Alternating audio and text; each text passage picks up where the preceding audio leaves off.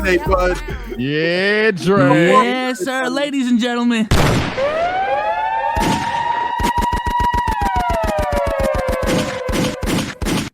Welcome back to another episode of the Let's Keep It a Buck podcast. All right.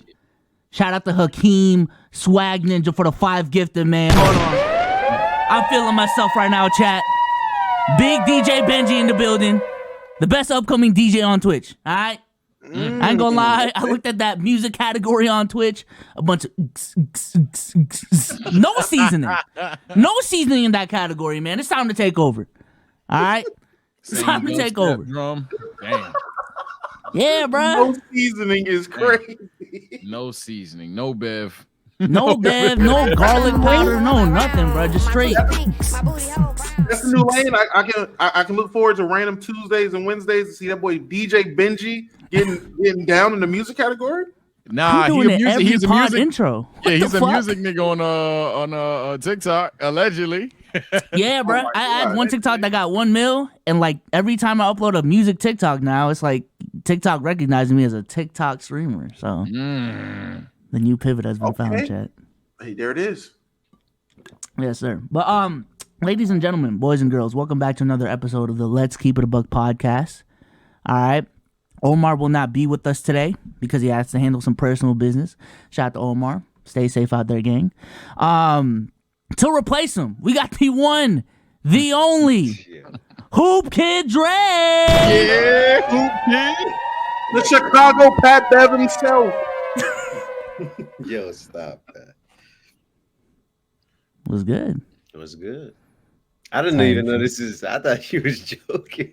Nah, you know what I'm saying? We have to cut on a little early. So, Dre, you can go backstage. We'll take care of it. All right, man. I got my lovely host with me today, man. My friends, my guys. What's good, y'all? Dama, how you doing today, man? Doing good, man. Doing good. Doing great. Chat, as requested, the jersey has been gotten. Bit Westbrook shit. I'm wearing this until Thursday, so this should be a fun week. When's the game? Did you say Thursday? You're going to No. The game when the Clippers come to Charlotte is March 31st. Oh, damn. Okay. So, anybody in the Charlotte area, man, March 31st, I will be going to the Clippers Hornets game. Pull up. You can talk shit with me together. We can call a lot of these dudes trash. Have you wearing that shit all week? Since every stream since Thursday. Since this past Thursday, I've had this jersey on. Any stream I've been with. Has it started to get annoying? Nah, because typically whenever I'm chilling, I see Lakers first. So I forget whose jersey it is after a bit. It's just when I stand up and see this fat-ass donut that represent that bum-ass nigga, I'm reminded sometimes. It's going to be worse when the Jordan jersey comes. That starts this next pod, actually. Hey, you ain't dodging that one. That shit say Chicago. Oh, fuck. No, it do not. Oh, yeah, it's Washington. No. No, high school? North Carolina, baby. What do you mean? I mean, college. Oh, man. I didn't see that. I respect that. Good loophole, man. W scam. Next up, man, the one and only TSO Stage, man. How you doing today, man? What's going on, everybody? Man, oh man. To the co-host that do the most, I'm not gonna lie. Hey, bro, the WWE nerd in me, be a content creator in me. I have to make sure that I don't miss a crazy return. So I will have a little shit on the left. I'm gonna be potting like fuck on the right, though. There's a lot of shit to talk about, man. Couple hoop talks per usual. Apparently there's more content creator drama, and I ain't gonna lie, if it ever gets stale, I'm bringing up deadbeat fathers of fiction because some of y'all don't know ball on these deadbeat dads. It's ridiculous. And your boy's back, man. Hold on. Is this gonna work? Oh shit, it's not gonna work. That didn't work. Hold on. Yo, you're annoying.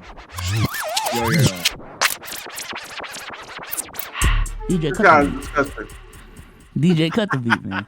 Are you gonna say DJ cut the beat every time you tell me? To me, yeah. I'm gonna tell myself to cut the beat type shit, man. Cut the beat, yes, sir. Listen, man. I think it's important for everyone to pick up hobbies. You know what I'm saying? I'm a big proponent of if you want to become a better creator, you gotta live life. You gotta do shit outside of the content shit. I picked up my new shit. Yo, stop this, man. DJ, cut the beat. Hey, Sage, I give it 2.5 months. He is going to be in the group chat. Hey, University of Rhode Island want me to come do a show for him. He's going to go back and DJ at his school. Watch. I'm calling it. He's going to go back and DJ at his school. He's going to get one sub, something that's going to really push him over there. Yo, Souls, I ain't going to lie. I'll listen to your whole set. It's time. I got to go. I ain't gonna lie, I told y'all niggas I might be the first to leave the content creator shit, and now I know why. Now I know why. I'm a DJ now. It's a new pivot. It's a new pivot, man. I love music. There's one thing y'all don't know about me, man. I really love music for real. Y'all think I'm just basketball and content. Nah, I love music, man. And music loves me. Music is top 3 passion of mine. No yeah. I feel like that's not passionate with music.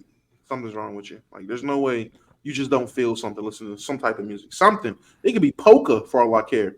Just something got to make you feel something. I remember y'all was bidding me because every time I took a shower, I had the speaker right then and there. Nah. Nah. Hey, I was getting cooked. I was like, hey, y'all got to get your shit off, nigga. I need the speaker. Now, mind you, Chad, I need y'all to realize it wasn't just a baby speaker. It wasn't the JBL Flip 4. It was the big boom box. It was a fat ass speaker. Nah, the jokes was valid because it was fat ass speaking on that little ass sink. It was fat ass speaker just right in that motherfucker. I did not care. Did not care. I'm going to brush my teeth. Yo, Sage, can you get your speaker real quick? You brush my teeth. My bad. Speaker in the sink when I got there. That motherfucker fell. Oh, dang. Nah, that's crazy. Listen, man, we got a bunch of topics to talk about today. Like Sage alluded to, we got some basketball shit to talk about, some creator shit to talk about. But before we do that, man, how was everyone's weekend, bro? It's the Monday pod. You know, we haven't potted for 4 days. How's everyone's weekend? You want the truth? Nigga. Yeah. Not that good. But today's a new day. And there's new pod topics to talk about. So I'm going to be all right. Don't even worry about it. But look, life be lifing. You just got to catch his eye, move on. Fuck these bitches. Fuck these niggas. No. Whoa. Fuck the family. You finally got a hug? Hell nah. Hell nah. L scam. Thought I was going to get a hug. I got an emoji. Handshake. You got a handshake? I got an emoji. It's like, I don't need to say a handshake. It's a little emoji. Damn. Little blush. That ain't nothing to me. Damn, ain't a hug. She just flicked it. That's crazy. Man, maybe. All right, I'm done. Let me shut up, but go ahead, Domo. My weekend was great. A lot of adulting. Doing Thanksgiving at my place for the family that's in town or whatever, or whoever wants to come by for Thanksgiving. So that's great. I don't know if you guys have tried to host a Thanksgiving. You realize real quick, you're not prepared to host a Thanksgiving. I ain't gonna lie. I see why it's always been in my grandma's house. This shit is nerve-wracking. What's the main thing that you're stressed about? Is it the food, the parking, the space being big enough? The parking and entertaining people at my house, because I ain't gonna lie to you. All I do in terms of if I invite friends over, we about to smoke and play 2K. That's the entertainment. So now I got to think, like, what am I going to put on? There's not men. There's a bunch of women in my family. No men. So it's not like I could just turn the football game on and that would, the gravitational pull of football would just create everything else. No, not that. A bunch of women. So at this point, I'm at the point where I'm like, babe, all right, we either going to put on baddies East on Goose and go from there, or let the kids watch TV and we just be adults. I don't know what to do. If you don't throw a waffle and a mimosa on the table and just say, Mo, go ahead and have a good time. You don't get that motherfucker Simply Orange, a bottle of wine, and a waffle and tell them to ball up. Oh my God. They be all right. Are there gonna be like a lot of kids there? Don't make it weird, chat. Nah. Not too many kids. No cap. Nah. My daughter, little cousin. That should really be it. Maybe another, but you never know. Sounds like you could use a DJ. Oh my. You said you need some entertainment, right? DJ, cut the beat. Yo, this shit is so fun, bro. Because there's an actual wheel I can.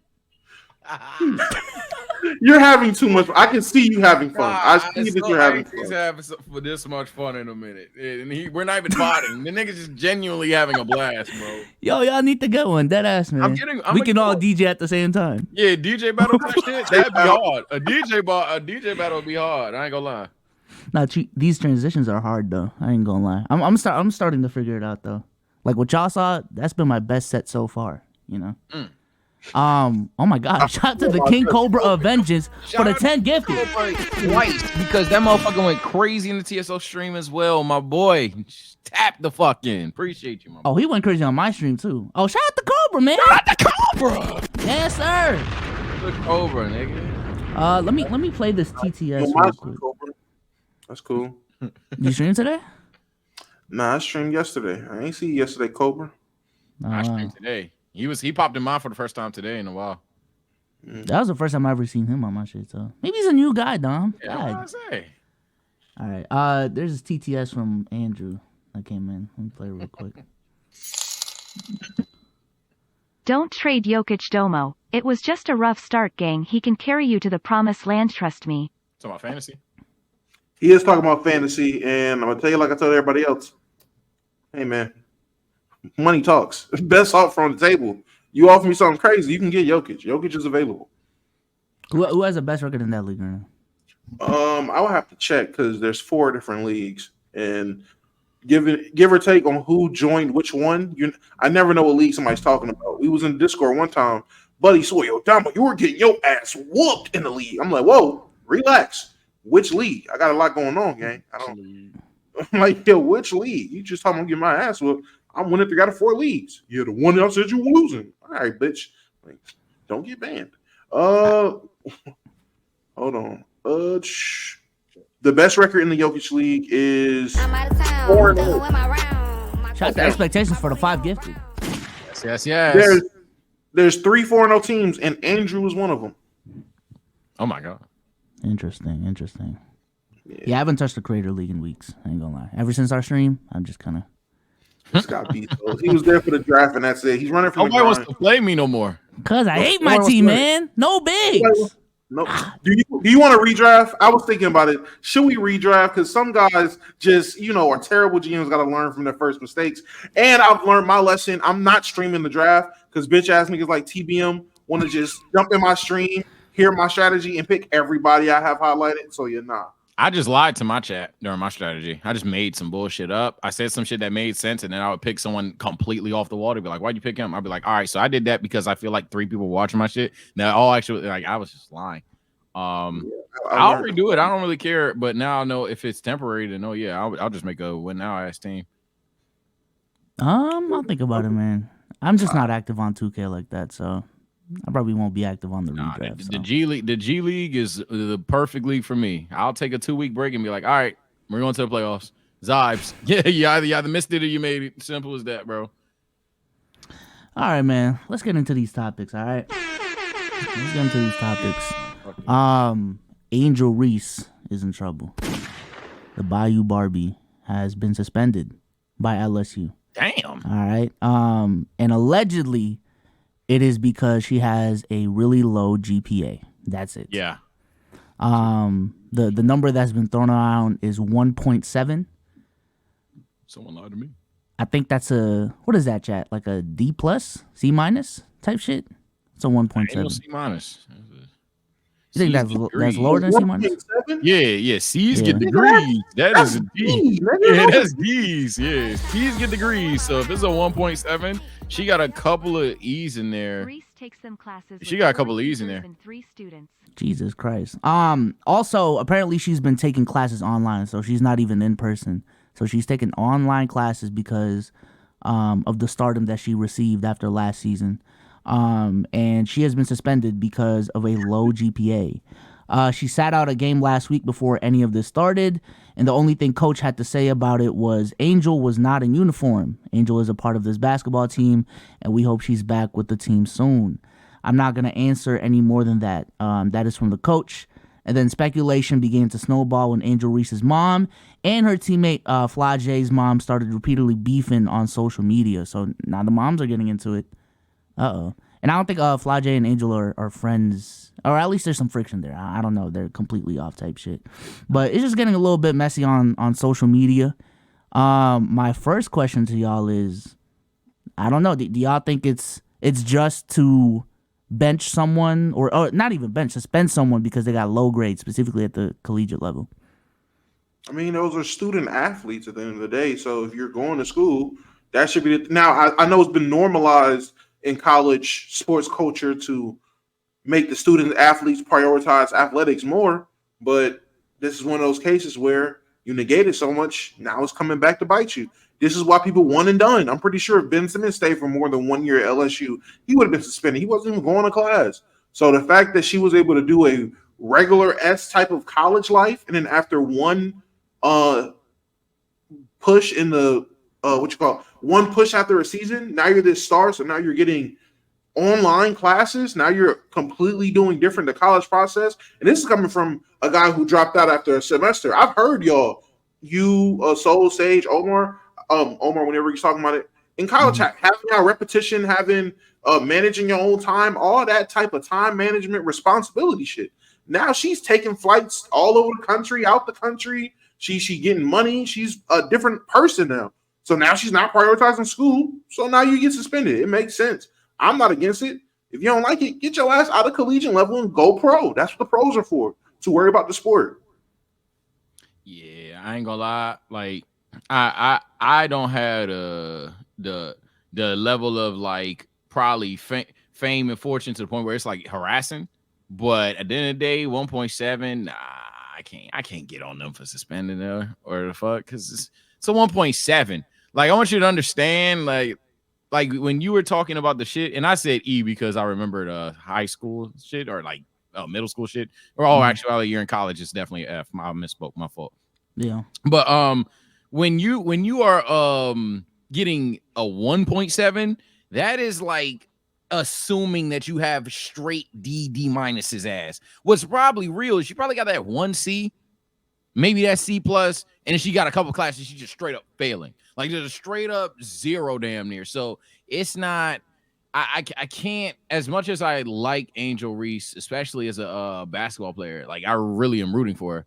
Nah, nigga, you gotta lock in. At the end of the day, you I feel like in any job, any responsibility, you have to do what you have to do to make it. And if there's a foundation for you to succeed and you can't do that, then that's just a lack of drive to truly do it. I believe 100% she wants to be a great basketball player. That's fine. But you have to play basketball to be a great basketball player. And in this situation you're in right now, you just gotta lock in real quick. Hit it. What is it? 2.0 minimum requirement? Yeah. Whatever. Yeah, just lock in, hit that 2.0, bro. Just don't flunk out. We're not even asking you to be great. Just don't flunk out. Yeah. Especially in her case, again, just don't jeopardize that scholarship that you got. I'm assuming she got like a full ride or something. From what I've seen from Angel over the last year, she is definitely, out of all the college athletes that I know, she is maximizing that NIL deal. You know what I'm saying? Really, really taking advantage of her stardom on the court and off the court. Like, she looks like any other influencer out there on TikTok. She's promoting products. She's doing all these videos, doing collabs. She looks like any 20, 22-year-old influencer that you know. I would just say, shout out to House of Cruz for the sub for the 3 months. I would just say in this situation, when you reach a certain level, you can get so caught up in the other shit. And it doesn't even have to be at her level. It can even be at our level. We get so focused on brand deals, connections, this, that, and the third, that it's very easy to lose sight of why you're even in this place in the first place. I was watching this interview that JJ Redick had with Adam Silver, where Adam Silver was talking about, my focus for the 2023-2024 season is to go back to our roots. We've done all of the other things in the NBA outside from focusing on the game of basketball. That's his words. And in content, like Mr. Beast has this theory of like, you can worry about all of these metrics, all of these other shits, but everything, all the money, all of the results that you want, it boils down to making better videos. Yeah. So the way I'm bringing that back to Angel Reese is like, my message to her is just, all of this that you got right now is because of the fact that number one, you are at LSU, and number two, you are great at basketball. Do whatever you can to stay on the court, whether that means getting the grades, and also performing on the court, and everything else will come. And it sounds like she has been enjoying her time in the spotlight over the last year, but the worst thing she could do is just not be on the court, and she becomes forgotten, and you know what I'm saying? She becomes just last year's thing. Because I really do think she has a bright future. And she is a star that the WNBA needs, in my opinion. Like, the WNBA has stars, but in my opinion, the next thing that the WNBA needs is stars that have personalities, have personal brands that, you know, young kids and new faces can latch onto, like a Caitlin Clark. Caitlin Clark is another perfect example. So yeah, that's all I gotta say on that. If y'all have anything more else to say, go ahead. Stop beefing on the internet and get y'all mamas off of Twitter. It's one thing when it's the dads on the Sacramento Kings going at it.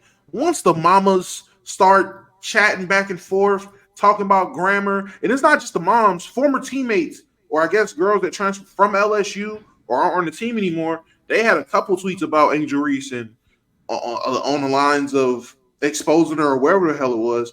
Man, keep that catty shit off the internet, man. Pull up, stand on business. Oh my god. So I don't really have too much to say on that. Not that I necessarily don't have an opinion, but I think it's just a pretty simple one, if not objective one. She just has to lock in. I don't think any calling for it to be unfair is kind of crazy. That's a little bit too damn near egotistical or Stanny to just be like, yeah, she should just be absolved from it entirely. If you think that historically is stupid for them to have a GPA requirement, then that's a separate conversation. I would probably even argue that's a little OD there. But in terms of what's already set in stone, rules is rules, nigga. Just you already knew that. Just lock in. You like she knew she fucked up. I don't think she's at home talking about nah, they're holding me. Or at least I hope not. Just lock in. I think this is one of those cases where, like, okay, this is the school's rules. Just this is what you signed up for. Go and do what you got to do. My next question for y'all is, do y'all think it's just for schools to have an academic requirement like this for athletes? Because one could argue the only reason you have a scholarship has nothing to do with academics. Is because you're good at the fucking sport. You bring in dollars. You bring in revenue. So why do I have any academic requirements? Because you're still a student athlete at the end of the day. If that was the case, go play overseas, which she has every right to do after high school. Try to play overseas professional basketball, whatever it is, to be just an athlete. As long as you're a student, that school part is required. Cardiac brought it up. Shout out Duke. Fuck Duke. But shout out Duke for their academic requirements. No, Cardiac, they're not the only school that has those. Notre Dame has them. When I worked at Notre Dame, the staff and everybody was telling me about the rigorous academic requirements to play on that team. And that was just a football team, but everyone had them. You all have some type of requirements when you're talking about these schools that actually take education serious. LSU has already proved in the past they don't take education serious. Hence, Ben Simmons just being able to pull up at LSU for a year to just play basketball, not even show up to class. And he made it out because, again, one and done. But I knew LSU didn't give a fuck about their college athletes. That's fine. The other school, there are schools that are prestigious enough and they do actually care about the academics, and that still comes first. Yeah, I would have to agree because I would even say at that point, I don't want to say RNG in terms of the how you get accessibility to get on the court. If you're on the court in your college, 90% of the times you're one of the nicest niggas on that campus, let alone you probably deserve it. But that would like leave a lot of bitterness for those people that just got snubbed, and now you're basically like, oh damn, well, like what the fuck? Like I'd be pissed. I'd be pissed if I was nice at ball, tried out, the coach didn't like me enough, and now all of a sudden, yeah, that'd be crazy. I also would say, yeah, at the end of the day, at the core, if that's a bad point, you are a student athlete, bro. Like you, as Dom said, just go play overseas. Do you have other alternate ways of making the NBA? You're at school, and I would even argue, enforce a backup plan into these motherfuckers. Like dead ass, I would argue, hey, bro, these are like 10. These are like 17-year-old, 22-year-old motherfuckers that like need to lock in. They don't know everything. Sometimes you have to help them be successful. And this college shit isn't going to be the end all be all for them. They're not all going to go pro. They're not all going to be Angel Reese even. They're not all going to make the big leagues. As a result, for the love of Lord, require these niggas to at least get a degree or some shit like that, or at least set them up to where if the shit fails and they go all in, they can get a degree rather than just be a flunky and damn near nowhere else to fucking go with this shit. No.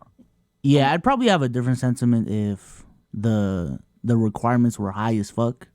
But it's 1.7, dog. I ain't gonna lie. It's 1.7. I don't even know her major. I'm assuming it's not like an extremely hard major, anyways. It's on. I'm assuming it's on some like, all right, let's just pick the easiest major to get the to get the easiest path to this minimum, so we can play basketball and party. You know what I'm saying? So, Angel, just take care of business. That's all. Yeah, yeah. I'll say this, Souls, and Dom, you've been on campus before, even though you left. If you ever talk to your advisor, I promise you, unless you got a real shit advisor, even one that's irresponsible, even the irresponsible ones, they'll be like, bro, this is what we're gonna do, because you're doing a lot. like this is what we're gonna do. We're gonna dumb this shit down to make sure that you get out of here in X amount of years. They're gonna try to make life simple. They're not out here 100%. Oh yeah, you need to take the hardest classes. You need to get a fucking 9.0. That most advisors are not even remotely like that. So yeah, tighten up. Yeah, that's fair. That's fair. All right, next topic, man. Have y'all been seeing all of these Zach LaVine jersey swaps on the timeline? Shit's heating up, man. God, please don't. It's been heating up for a minute now, man. Jesus Christ, he should have been traded. It feels like 2 years ago. Yeah, man. It's time for Snack LaVine to move on. I ain't gonna lie. The Chicago Bulls train is done, bro. I don't know what they thought DeMar and Zach LaVine were gonna do, but it's maxed out. All right. The trade rumors have been picking up over the last couple of months, like Damo just said. It hasn't been just the last week. So let's break down some of these best destinations for Snack LaVine, man. The Lakers. Oh wait, did you say? Lakers? Did you Oh say? My God. What's wrong with the Lakers? Y'all can't use It's it. not that I don't want. It's not that I don't want Zach LaVine. It's the problem of what are we trading for Zach LaVine? Because if we're in a situation like the Clippers where we're trading forward depth that we need, it's not worth it. B, what are the Bulls looking for in return? Are they looking for picks? Are they looking for young guys? Are they looking for useful young guys? I don't know what they're looking for. So, and I'm not even – I hate the belief that the Lakers need a third star, and that's what he would be. He's not coming over here to play a dumbed-down DeMar DeRozan on the Spurs role. No, he's coming to be the third guy behind AD and LeBron. Klay Thompson with some bop in it. Say it. I'm not going to say that. Klay Thompson with some bop is wild. I'm not going to say that. Okay. Like Devin, like Diet Booker. That's what he's coming over here to be. Diet Devin Booker, less playmaking. And it's like, all right, do I really want Diet Devin Booker right now and have to give up a core group of guys?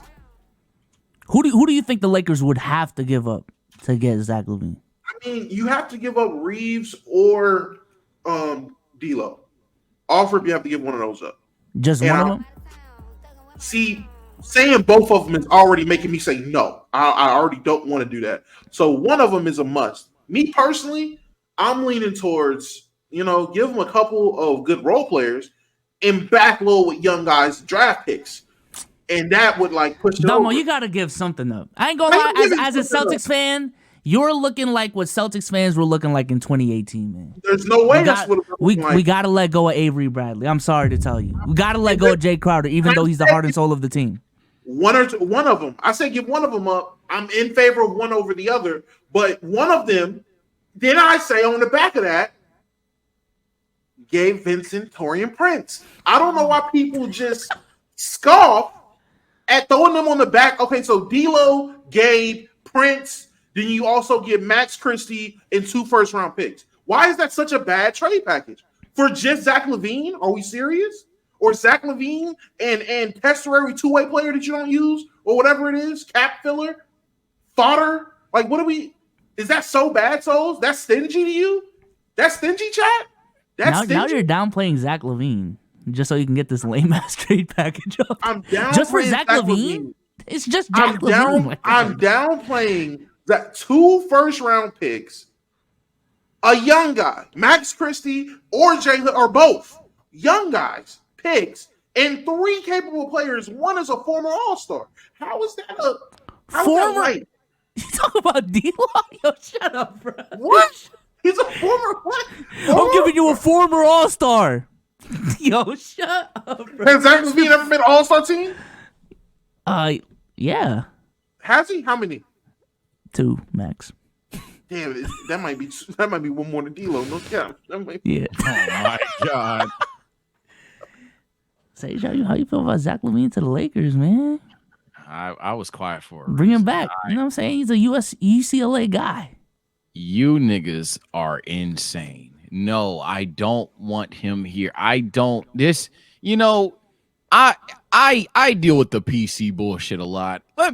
And I mean this from the bottom of my balls. This ain't got shit to do with Zach LaVine out in terms of a talent. It has something to do with his height. God damn, bro. I am tired of these niggas wanting guards on this team bitching about the coach running 3-guard and 4-guard lineups. Hello? Am I insane? I'll name the roster. Just so everyone's clear. D'Angelo Russell, Austin Reeves, Cam Reddish, Christian Wood, LeBron James, Anthony Davis, Taurean Prince, Jackson Hayes, Rui Hachimura, Max Christie, Maxwell Lewis, Gabe Vincent, and then 3 two-way players as well as Jay Hood and Jared Vanderbilt. Vando hasn't been. Did Vanderbilt come back? I haven't seen him, but to my knowledge, he hasn't been back. Thank you. So you're gonna tell me that this team that is spamming guard after guard after guard after guard, already basically bottom 20 offense and a average at best defense. I think it's 16th. This team should go and seek out a guard at the cost of either their defensive guards, an offensive oriented guard, at the cost of their defensive guards or their defensive wings to go from what offensively? I know Zach LaVine's a bucket, but what the hell do you think he's like? God damn, then it don't have to be Curry because there's no way Zach is gonna just dolo this a 19th ranked offense to like top 5-ish to where the defensive fall off is cool while you're not getting any rim protection whatsoever, while you're not getting any perimeter defenders whatsoever. Now, if we're gonna pull heist of the century Laker logic ripoffs and trade like D'Lo, Gabe Vincent, Prince, and J Hood for Caruso and fucking Zach LaVine, then I guess I'll shut up because at that point you just got 2 better guards for the price of young guards. Fine, cool, whatever. But in general, no, bro. No, I don't want Zach LaVine. It's not that he's not a good talent. It's not that we shouldn't trade for another player, even a 3rd-star Lowe's. It's, bro, if we're going to make a trade, for the love of Lord, can we get somebody that can play, not even just block shots, just some interior presence out there, or a more versatile defender? Because my God, like, oh man, I don't want another guard so that we can bitch about 4-guard lineups. I don't. That's who Christian Wood was supposed to be. I thought Christian Wood was supposed to be Dollar Tree AD. I thought that was supposed to be mismatch in the post. He can get you a bucket. That's what I thought the nigga was. Apparently, he's either on the bench or in the corner, or on the bench and at the top of the key. This is ridiculous. Shit is insane, man. It's insane, and that's why I'm like, yo. At the end of the day, if we want to say, well, Sage, you got to play in your roster accordingly. If Ham's a bad coach, Hey, you know what? Ham's a shit coach. Cool. I don't want to set that nigga up to fail even harder. I'm gonna be on it. If you give him Zach LaVine, you give him a shiny new Try Me toy, the nigga's gonna really max the fuck out, and we're gonna lose even worse. Ain't got shit to do with Zach as a talent. I just wish that talent was on the defensive end, or he was just straight up taller. I don't want Zach LaVine. Now, if we're talking about other destinations, Zach LaVine is obviously a great talent. Y'all are spoiled, man. I don't want Zach LaVine. No, bro. So, okay. So, Austin, I'm not going to act like Austin Reeves is Super Saiyan God, Super Saiyan. He's not better than fucking Zach LaVine. In terms of what this team needs, though, the team needs the playmaking defense that he can provide more so than just a bucket. Because the Lakers just, if LeBron's out, my God, my Lord. And I'd rather have a guy that we've seen at least show the capability of doing that than putting Zach LaVine in a role that he hasn't really had to be in since ever. So like, I know he technically can average 7 assists-ish, but that's not who he is. Like, when you see Zach LaVine, you don't think passer. So I don't want to put him in that role. And then I don't want a situation where him and D'Lo have to play off each other, or because there's no way they get both. So it's just a nasty fit. It's a PU. It's a PU fit. That's fine. Let me That's ask. fine, man. So, I was about to say, so let me ask, what do you think the trade package will have to be for the Lakers to get just Zach LaVine, not him and Caruso? That's wild, but just Zach LaVine. If it were to be Zach LaVine, real, But before you go, Dom, come back because your internet's like look laggy. yeah, that's what I thought. I thought it was me because I'm always lagging. Oh, Yeah, damn. you're lagging bad, brother. But to answer Damo's question, it would have to be an assortment of either Austin Reeves or D'Lo. I think for contracts, unless I'm mistaken, it has to be one of the two. I don't think the Bulls would even want both. Gun in my head, they 100% want Reeves. Unless we were to give them a lot of draft picks, and maybe we have more draft capital than I fucking remember. So definitely one of those two. Probably Reeves, to be honest. Definitely a young player in Max Christie. They probably want an additional player with either Prince, Hayes, or Vando. I say we would probably give them Prince, and then definitely a pick or two, and probably two. At that point, nasty trade. I wouldn't even envision they want to do that unless Austin Reeves is that valuable to them. Mm-hmm. But yeah, that's I don't even know why the Bulls would want to do it outside of just pure draft picks, and I think you get better picks than what the Lakers picks and provide. So I just think this is typical Laker talk, to be honest. But you know, Yeah, I'm gonna say when Damo comes back. But it's clear to me y'all need to give up Austin Reeves specifically. Let's stop beating around the bush. Austin Reeves is the way more valuable asset between the two. 100%. Yeah, I'm gonna fuck about that former All-Star shit. Yeah. No, Austin Reeves is you're gonna have to give up Vando. I'm sorry. You're gonna have to give up valuable assets. Do it. Yeah, that's exactly. You're gonna have to give up one of those young guys that you mentioned and a couple of first-round draft picks. I'm sorry, bro. I'm sorry. Just to have a three-headed goat that it probably ain't even the best trio in the league. Nah, I'm good. I'm perfectly fine, honestly. Yeah, I think the Lakers, honestly, y'all don't really have a problem for real. I think this is a team. It's performance. I think ultimately certain cores is just that's gonna be the crux of your shit, man. Like your core is LeBron James and AD. You guys will only go as far as much as LeBron and AD will take y'all. If AD is choking up in the playoffs, hey, y'all aren't gonna win. If they're injury prone in the playoffs and they're hurt, it's gonna be harder to win. So, you know, all these role player and ancillary pieces that we're talking about. I mean, it's fun to look at trades and shit like that, but when push comes to shove, it's gonna come down to those two anyways. So I don't really care about the trade, to be honest with you. That's not true. In terms of, I mean, it didn't just come down to those two. The last time they won a championship, the role players were important and played important parts of us getting a championship, which is why I've always been. Center, what position they play? With those role players? Yeah, the role player. What position were those role players, man? Shooting guard and center. Yup, thank you. Go ahead. Shooting guard and centers. And it's crazy. Since we won that championship, niggas went away from the winning formula for whatever reason. Got the exact opposite of what won us. So all I'm saying is role players are important, which is why if there's a trade for a third star, I'm being stingy because I know how important it is to have other guys. It is what it pause. It is what it is, and we need those guys. That's what it's going to come. AD can shit the bed offensively all he wants in the playoffs. As long as he's the best defender on the court, LeBron's the best offensive player, and our role players produce, nobody is going to beat us. It is impossible for us to lose as long as LeBron and AD do their job and everyone else does their job. It becomes an issue when LeBron and AD have to carry. Then it becomes the consistency of AD. Because if AD and LeBron have to carry, AD has to carry on both ends. And LeBron has to be the best player on offense on the court at age 38, 39. So there's an issue. But as long as Reese is giving you 13 to 15 to 16, as long as D'Lo is giving you energy, giving you a cool 12 to 15, stretching the floor, as long as Christian Wood is giving energy, actually rebounding, giving you a scrappy 8 points that seem way bigger than what it actually is in the grand scheme of things, as long as Cam Reddish is playing the best defense on the team on the perimeter and hitting his shots, because for whatever reason, that terrorist Torian Prince Sage is shooting 28% from three. 6'7" Castanet. I said it at the beginning. I said it when we got him. I say Sage, this is going on year 2. Well, I'm trying to tell you about these Rudy Pools. We gonna go 1-1 again, bro. We gonna go 1-1 again, player. Just stay tuned. Who's the second? Because hold on. Taylor You surprised like me. you liked Wood. I like Prince. I think Gabe gonna turn it around. No, I don't. No, I don't. I'm Turn it around to lying. what? I'm lying. Okay, we both like Rui. You like Max Christie, so that's a miss. Yes, that's a miss. I don't like Max You don't Christie. even- I don't like First Max of all, Christie. the lump-headed I like coach. Max Christie, that's what I want. What's wrong with Max Christie? He's not good for us when he get chipped this year. He's not Long athletic. term, him as a Sage player. likes his athletic guys. First of all, Max Hey, Christie. Souls. Hey, I don't. Is that what it like is? If Max you can't Christie, run, athletic. Max Christie, sneaky athletic.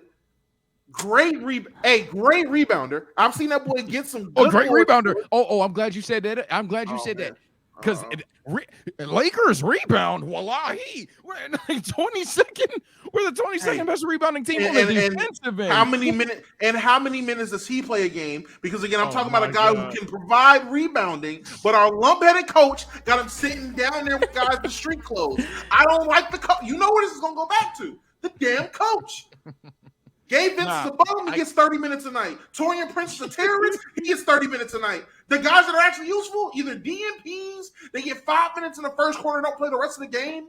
Like how is Jackson Hayes going to get better if we don't put him on the goddamn court consistently in situations with LeBron and AD? I thought he was to be there to relieve AD the responsibility of being a 5 as much. Why is he hard? I get it. He's a project. But God damn it, so was JaVale McGee. When he went on the Warriors and learned how to be serviceable, JaVale's goddamn career changed. Teach the nigga basketball. What is AD and LeBron there for if it's not to teach Jackson Hayes? Simple concepts. Fucking Joel Anthony won a championship with LeBron James. Jackson Hayes is better than Joel Anthony.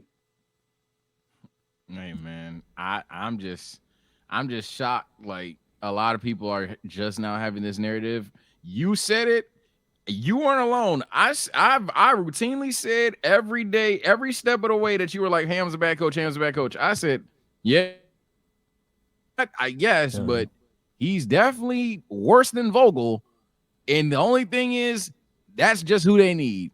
And it's showing from time to time that they are just happy with the fact that nigga just lets them talk and gets out the way with his hands in his pockets. And the lineups are questionable to say the least. I'm tired of watching Laker games and then seeing bad adjustments. And then when we go to Twitter, you're bringing up stats. I know it's Twitter. It'll never change, but I'm tired of seeing crucial stretches of the game where a player sits down, or crucial stretches of the game where we're running small and we continue to stay small, or crucial stretches of the game where we act like we're down 15 and put these all offensive lineups in. Nigga, we are up 1. What are we doing? So it's like I don't know, and I'm tired of seeing those things.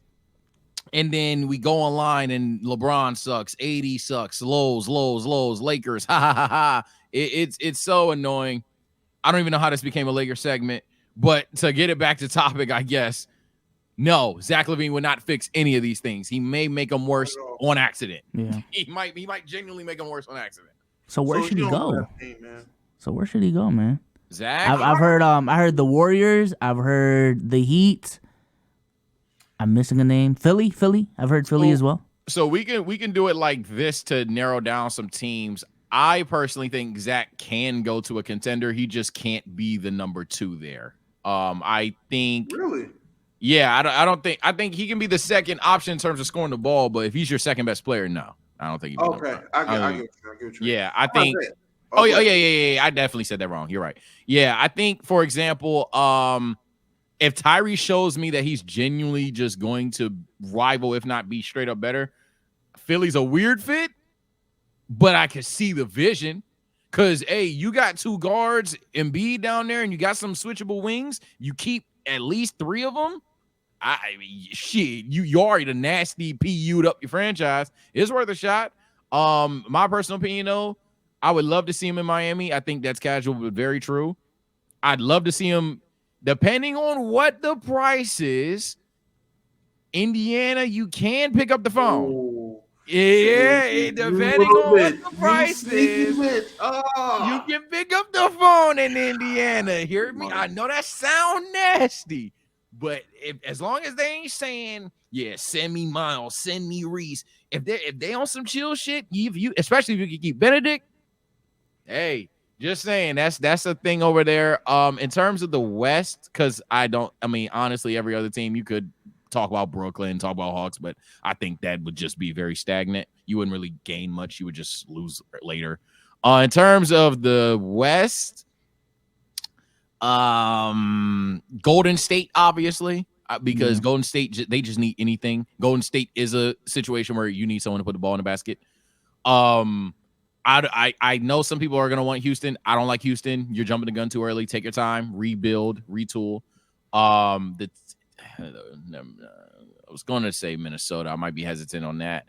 The Pelicans is probably the final team I might envision. Maybe a Spurs, but I think you should practice patience in San Antonio as well.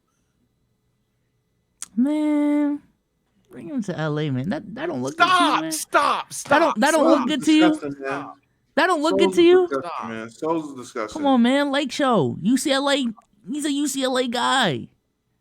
Turn that 6 upside down. It's a 9 now. You see that shit? Yo, Yeah. You're disgusting. Stop. So, I don't like how you tried to. I was letting y'all run the ones. I don't like how you tried to gaslight Damo, talking about we sound like 2018 Celtics. You know who the 2018 Celtics were going for? Kawhi Leonard, Anthony Davis, Kevin Durant. Shit, at one point, Crazy. LeBron James. Nigga, we are talking about Zachary LaVine. Come on, man. Okay, maybe not that era. Just give up 2016. Avery Bradley. Oh, just give up Avery Bradley for fucking Kawhi Leonard. Yeah, you're right. Yes. Just give up Avery Bradley for fucking Kawhi Leonard. Yeah. That makes sense. I'm with you. Like, what the hell? This ain't no damn Kawhi Leonard. And that ain't Avery Bradley. For real, right? I was talking about the Jimmy Butler talks, the Paul 2017 Paul George talks. This guy You know what I'm here. saying? People didn't want on the Paul George level. Let's really talk about that. Like, if I'm a sound like a hater, then fuck it. He is not on Paul George level in terms of impacts to championships. That ain't been proven at all. Until it will. On the Heat. My God. Yeah. Listen, I can give you a couple teams. Sage stole my Indiana take, but that's fine. I got a couple others. I would say personally, with the defense that they have, the defense capabilities that they do have, well, both these teams actually with their defense, he can actually be, I don't want to say they hit, but he's not going to be relied on too much defensively. He can just get on the offense. Oh, good job for you, buddy. I would say Orlando and Toronto. Toronto, yes, Toronto. Toronto needs to blow it up, man. I ain't gonna lie. Toronto, it depends. Are they giving up picks or players? If they're giving up, I would say picks, and maybe some of those young guys that they have that they probably don't need for real. Toronto, I'll hear you out. Magic, I see. Toronto, I'll hear you out. I probably disagree initially. Those two in the East, and if I had to look out West, definitely not no goddamn LA. I would say personally, send his ass to Utah. I think they'll use him really well. Send him to Utah. I think him, Lauri Markkanen and reconnection. Jordan Clarkson. Well, I think you would trade Jordan Clarkson for him unless you trade Colin Sexton, which regardless, Fair. I think that would be good for the Bulls. Now, if you trade Colin Sexton to the Bulls, that's a win-win because you're getting that young bull on the Bulls. I think that's marketing. You're giving them hey man, that works for y'all in the end. But yeah, send Zach LaVine out there. Give Lauri, take one of those forwards. They got an influx of forwards. You can probably slide out with goddamn John Collins and Colin Sexton or Jordan Clarkson. Who knows? This is a good package you can get back from Utah. I've seen some people say Detroit. I heavily disagree with Detroit because Detroit puts a lot of pressure on Cade a bit too early, not to win championships, but to play point guard. And Detroit has been pretty obvious with experimenting Cade at the 2 versus Cade at the 1 several times. They're starting to trust Killian Hayes more by the days. Even if he doesn't have the performances, he's just playing more. Why have I watched so many Pistons games this year? What the fuck? Anyway, so yeah, they're clearly trusting Killian a lot more. It's because of playback, bro. Every time we're on playback, Dom was like, offline. let me see what Asora's doing. I promise you, I promise God, I've watched them offline. But it's like, yo, they're 100% trusting. Big Asora. Big Asora. I ain't gonna lie. Yeah, but as a result, if you get Zach LaVine in Detroit, you probably gave up somebody that you shouldn't have traded. That's one. 2, if you didn't give up somebody that you shouldn't have traded, and it was just straight picks, hypothetically, you're still putting a lot of pressure on Cade to develop as a point guard quicker rather than later. And I think you can even see a future where he is a point guard, but it's too early for that. No reason. I feel it, man. Yeah, there's a lot of pressure coming from the Chicago camp. Chicago needs to blow it up. Oh yeah. One thing's for certain. Whether it's a bad fit, good fit, any fit for Zach LaVine, for the love of God, trade him. DeMar, you're next. I know I'm Mr. Anti-tank guy, but I think it's overrated. I don't think I say I wish it didn't exist. I've never said nobody should ever do it. And this is a case where, yeah, you fucked up enough. You hit the button. It's over. Hit the button. Speaking of predictions, though, I want to shout out the sponsor of this podcast, Prize Picks. All right. Now, I actually got a funny story for y'all. Saturday night, I was supposed to make a big entry. I was just on the app making entries. I'm like, $200 on this. Let's see how much I could win. It was like $5,000.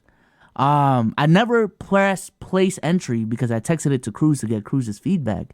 And Cruz was like, I'm not feeling that LaMelo more, man. LaMelo's coming off a back-to-back, hold off on it. So I held off on it. All right. Come back from the movies. Check the entry that I didn't make. It was 5 for 6. The only thing that I was waiting on was Steph Curry to hit the more on 29.5. Now, I don't know if y'all saw that OKC Golden State game, but Curry had 20 points going into the fourth, and I was sweating bullets. Not because I was going to win $5,000, but because if Curry hit that more, I was going to lose out on $5,000. So I think there was like 2 minutes left. Curry had 24. And then it got close. Andrew Wiggins hits that game winner. Oh, the game's over. Oh, my God, I can rest easy. Guys. And then Chet Holmgren just had to tie the game up and send it to OT. And I had to suffer through 5 more minutes to hope that Steph Curry didn't get 5 more points. Now, luckily, this is Steph Curry, the same guy who blew a 3-1 lead to LeBron James. Not clutch. Ooh. Not clutch. Got destroyed by Shea, SGA, Big Sauce God, in overtime. So yeah, that's what happened during there. But yeah, that was fun. So today I made another entry. Actually clicked place entry this time, and I'll show y'all how I did it. All right, show y'all how I did it. All right, this is my entry for today, chat. Put in $150. Press more on Nikola Jokic. He got ejected. I got the Bleacher Report noti. He got ejected. Yeah. Jason Tatum, who I also placed the more on his field goal attempts last game. After missing it, I thought, we're going through a trend of him being a little bit conservative with the shots. Against the Charlotte Hornets, 9.5 threes. That sounds like a lot of threes for one game. He took 10 in the first half. Has 33 in the first half, and I think he's on pace for 60.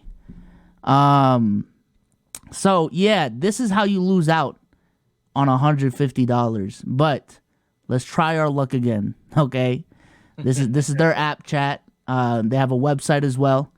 All you got to do is click the sport of your liking, the league of your liking, the stat of your liking, and they got some picks that you can make. All right? Here are some of these picks. I need y'all help, man. I need to win some money. Please. Please. Well, if you use code LKIAB, you'll get your deposit matched up for free $99. So go ahead and make sure you do that. Up to $100. Yes, sir. Up to $100. And also, when you do it, go ahead and take that single. Take that single. Sengun more. Yeah. That single. All right.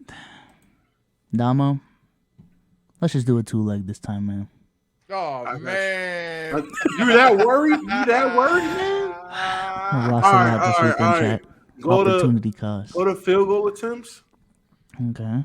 I know who you should do for your hate take. Let me think. I did see Randall earlier. Go to Sengun.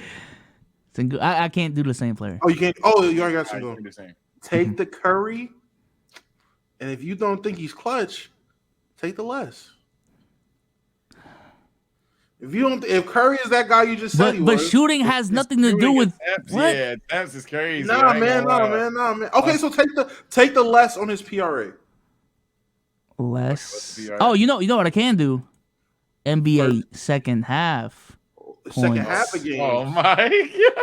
Second half. Where's Steph Curry? Where's Steph Curry? You're sick. Oh, is he not here? You think you got to X them? Live game. No, it's got to be a live game for that. Oh, it's got to be a live game. Okay. Yeah, so these are games going on right now. But yeah, PRA for Steph Curry. Take the less against the Rock. Yo, Damo set me up, man. I'm not doing nothing to you, man. You said that he wasn't that guy. All right, I'll put it. He's not clutch. I'll put in 10. All right, press that entry. Yeah. So bad when it win. Let me hold $3. Little dude from Grove Street. I got you, man. I got you. So yeah, shout out to Prize Picks for sponsoring this podcast. Links will be in the description. If y'all want to download the app, go ahead, check out their website. Once again, 100% deposit match up to $100 using code LKIB. And shout out to Prize Picks for sponsoring this podcast, because I genuinely, no promo aside, actually use the app. Yeah, I'm about to say it's not a bit, chat. Yeah. yeah. Like, I don't know what else to tell you. Like the thing's gone. Yeah, it happens. Nah, dude. Let's talk about. I was about to bring up LeBron. Is LeBron top 5 real quick? LeBron top 5. I mean, right now on a Wednesday, right now. sure. Like any other day, sure. But in general, no. Name the 5. Name the 5. There's 4 easy ones, but yeah, Luka, there's 4 Jokic, easy. Tatum. I say Luka, Jokic, Tatum. that's a third I one. would. This isn't in order. You should say give you 5. My fault. My fault. Those orders. I'm just saying, even without order, and I'm a Tatum guy. But go ahead. So who should have been the third one? No, just name your 5. Name your 5, bro. Who should have been the third though? Name your 5. Can you name your 5? That's nasty. I'm trying to think of who was so above Tatum that you was just like, that's disrespectful. I'm trying to think because I said Just Luka. name your 5. I said bro. Jokic. So who could this Luka, third guy be? Jokic. Okay, who else? There's 3 guys better than LeBron apparently. Go ahead. Why are you trying to play chess? What the fuck? No, because I'm really trying to think about it. Because I don't know if I can think of 5. I would say JT. I would say, not bullshitting. Kevin Durant. He's been better than LeBron so far this year. KD's been better. Yeah. And SGA is 5, bro. I'm not gonna lie. Shay's 5. Okay. So I was talking about this on my stream. I'm fine with y'all bringing up these names because statistically they've had a better season so far. But would y'all agree that there's a difference between players having better seasons and just being the outright better player? Yeah. For example, 2017, Russ, arguably the best season out of all the players, but he was never better than LeBron, right? Yeah, that's why I don't partake in who's having the best season too much until the season's old, because when the season's old, it doesn't annoy me. But like during the actual season, the idea that, like, I don't know, if D-Mitch for a week averages 50, a motherfucker's gonna hop on First Take and then hop on the podcast and say, hey, D-Mitch top 2. All right, bro, I guess. Like, but you don't believe that. Like, if you were doing a redraft right now, right now, I'm actually gonna take. Oh, okay, but all right, and you'd be a dumbass in a month. So it's like, nah. Okay, so with us agreeing on that, just the better player. Best players in the NBA. Okay. Is LeBron still not top 5, man? I mean, there's an obvious GOAT. There's an obvious Nikola Jokic. There's an obvious Giannis Antetokounmpo. I ain't gonna cap. It gets shaky after those 3. That's just me. No, I got one. I ain't gonna lie. Y'all gonna get mad. I'm a playoff guy. 90% a playoff guy, but I think at some point there's a diff in the regular season. That nigga Joel Embiid, I can't do it. I'm gonna have to say Joel Embiid. And so then that fifth one, you talking Wardelius the third, Kevin Durant, SGA to a lesser degree, Jason Tatum. I think I would probably have to say KD. And even with the right now shit, I think KD is just like that nigga don't be missing. that nigga don't be missing shots. I ain't gonna lie. I don't know what to say. But he's close. And like I said, any given night, LeBron can fuck around and be 3 on that list. But in general, I'm not gonna lie, and y'all know I'm not the biggest Embiid fan. I think he has the Here Nigga Damn Award. I'm a playoff guy. We don't need to explain that. But I think you're doing a lot to say Embiid ain't better than LeBron James in 2023, 24. I ain't gonna lie. It's a lot of work. It's a lot of work. It's a lot of work. Okay. I'm just tired of people watching basketball and saying Luka's not the greatest they've ever seen. That's where I'm at right now. I think LeBron's just getting a little bit underrated. He's no. That I say he is underrated. I think this is a good question. Do I think he loses that question? Yes. I think it's a good question. Okay, so who is he better than? Who is he better than? You've asked us. Who is LeBron like objectively better than? Like, name your 5. Okay. Jokic, Giannis, Okay. Luka. Okay. I think he gets shaky after that. So you could argue LeBron at 4. Okay. I mean, going into the playoffs, who do I trust to lead my team type shit? That's the criteria I'm going off of this. Going into the playoffs, roughly around the same help level. Who am I trusting to lead my team in the playoffs? At this point in time, Jokic, Luka. You don't trust Curry in the playoffs over LeBron? I'm gonna be honest. If that's the criteria, I might go Curry at 3. Giannis, Yo, I forget he Giannis, Giannis, bro. This Celtic fan, bro. Stop. Giannis, he keeps lying about Giannis in the playoffs. He keeps going 6-18 in elimination games. I don't know. Allowing Souls to push that agenda. He had 20 boards that game. Put a 6'10" Dominican guy on him and he gets clamped. I don't know. Oh, I don't know. My God. Souls is disgusting. I don't know. Disgusting. But LeBron though, that's my goal. Can I not for once in my NBA content? Can I not back up my GOAT? LeBron Wait, when did he become James your GOAT? this year. This year made him your GOAT. I'm gonna be on. No, I said that's a hot take on the pod, bro. When that clip of him, when someone told him like, "Yo, you're the oldest player in the league," and he just ran down the court. Hey, as a 39-year-old guy, it really put into perspective. Like, yo, this dude is 39 years old. It literally has the has the body of a 25-year-old. Has been dominating for 20 years. Has been 27-7 for 20 straight years. And at that point, the longevity is just no different than everything right now, you know? The guy is good. I will admit that. The guy is very good. I'm glad you finally came to that conclusion because as long as you've known me, I've been telling you these things. I don't know. I guess it finally just sunk in now, all these years later. Yeah, for different reasons. He was trying to downplay MJ, though. It's cool. He's downplay MJ? Oh, my God. Who's he guarding? Bro, like, come on, dog. Yeah, because you go back to see him guarding John Havlicek and be like, oh, I mean, okay. I will say, we did that drinking game. We was looking at MJ's comp. I'm like, oh, shit. Souls, Damo, anybody watching this pod, look, man, was it a game? Sure. I'm going to just keep it 1,000. We watched that game. I'm watching that shit the entire time. I'm like, oh, my God. I'm at least getting 8. And y'all know, and before y'all go say you suck, I know. Like, damn, nigga. Bro, I ain't going to lie.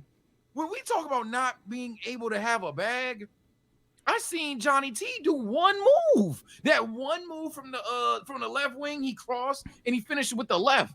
That's the one move he did. Every other time, and y'all gaslight him to be the best passer of all time. I'm talking in Game 7 of the finals. I seen him make 2 good passes, and not good passes in the sense of like it had to be some behind the net through your toe shit. I'm talking just 2 good reads. Every other pass, dribble. I swear, Souls. If I'm lying, swear, dribble. Malone, Oh my lord! Oh my lord! Like every time, Literally bro. every play was a time. post up, Every and the Bulls time. just posted up a shooting guard. Like that was the only difference. Like Malone post up, Jordan post up. Malone post up, Jordan post up. I'm like, oh brother. And mind you, the whole game chat, the Chicago Bulls only had 22 rebounds total. That seems crazy to me. I don't know. Maybe it's just me, but BC playback. Nah, it's our own things. Yeah, it's TSO Sage channel on Twitch and the BSOS channel on Twitch. We do a lot of things over there too. nah, this is crazy. This is crazy. I didn't say it. They said it. They told y'all about how trash that competition was for Jordan. I didn't even have to say it, and that's why I'm not downplaying him because you can't. It's not downplaying when it's the goddamn truth. Go watch Byron Russell highlights and tell me who do you compare that to today? Byron Russell. There's a fifth grader right now that bust Byron Russell's ass. I'm sorry, and I'm not gonna ruin things to a level of ignorance because it's relative to era. At the end of the day, greatness is greatness. But my God, at some point, I we had to discuss this on playback. Yo, what era do you think you would genuinely be a serviceable player in? Like I said, I could average 8 points, but it'd be on like awful efficiency. I ain't gonna lie. You can't tell me I wouldn't be all right in the 70s. 42% from the field, 8 point per game, probably 4 rebounds, bit undersized, but hey, bro, I'm faster than most of them motherfuckers. I'm making the hustle plays, making the right plays, and we gonna have a lot of heart. I'd be Russell Westbrook with no Russ. I'd be Sell Westbrook out there. Speaking of the future of the league, before I hopped on the pod, I did see this from BDS. This is a 15-year-old kid from Toronto. How old? 8? 15. 8. 8 is crazy. I don't know what I learned. It's a grown ass man behind him. Yeah, I was like 8-year-old. That's dead. I'm gonna mute it first. Let me know if y'all see anything special about his game. Cause BDS is doing a voiceover. Okay. Left hand. Okay.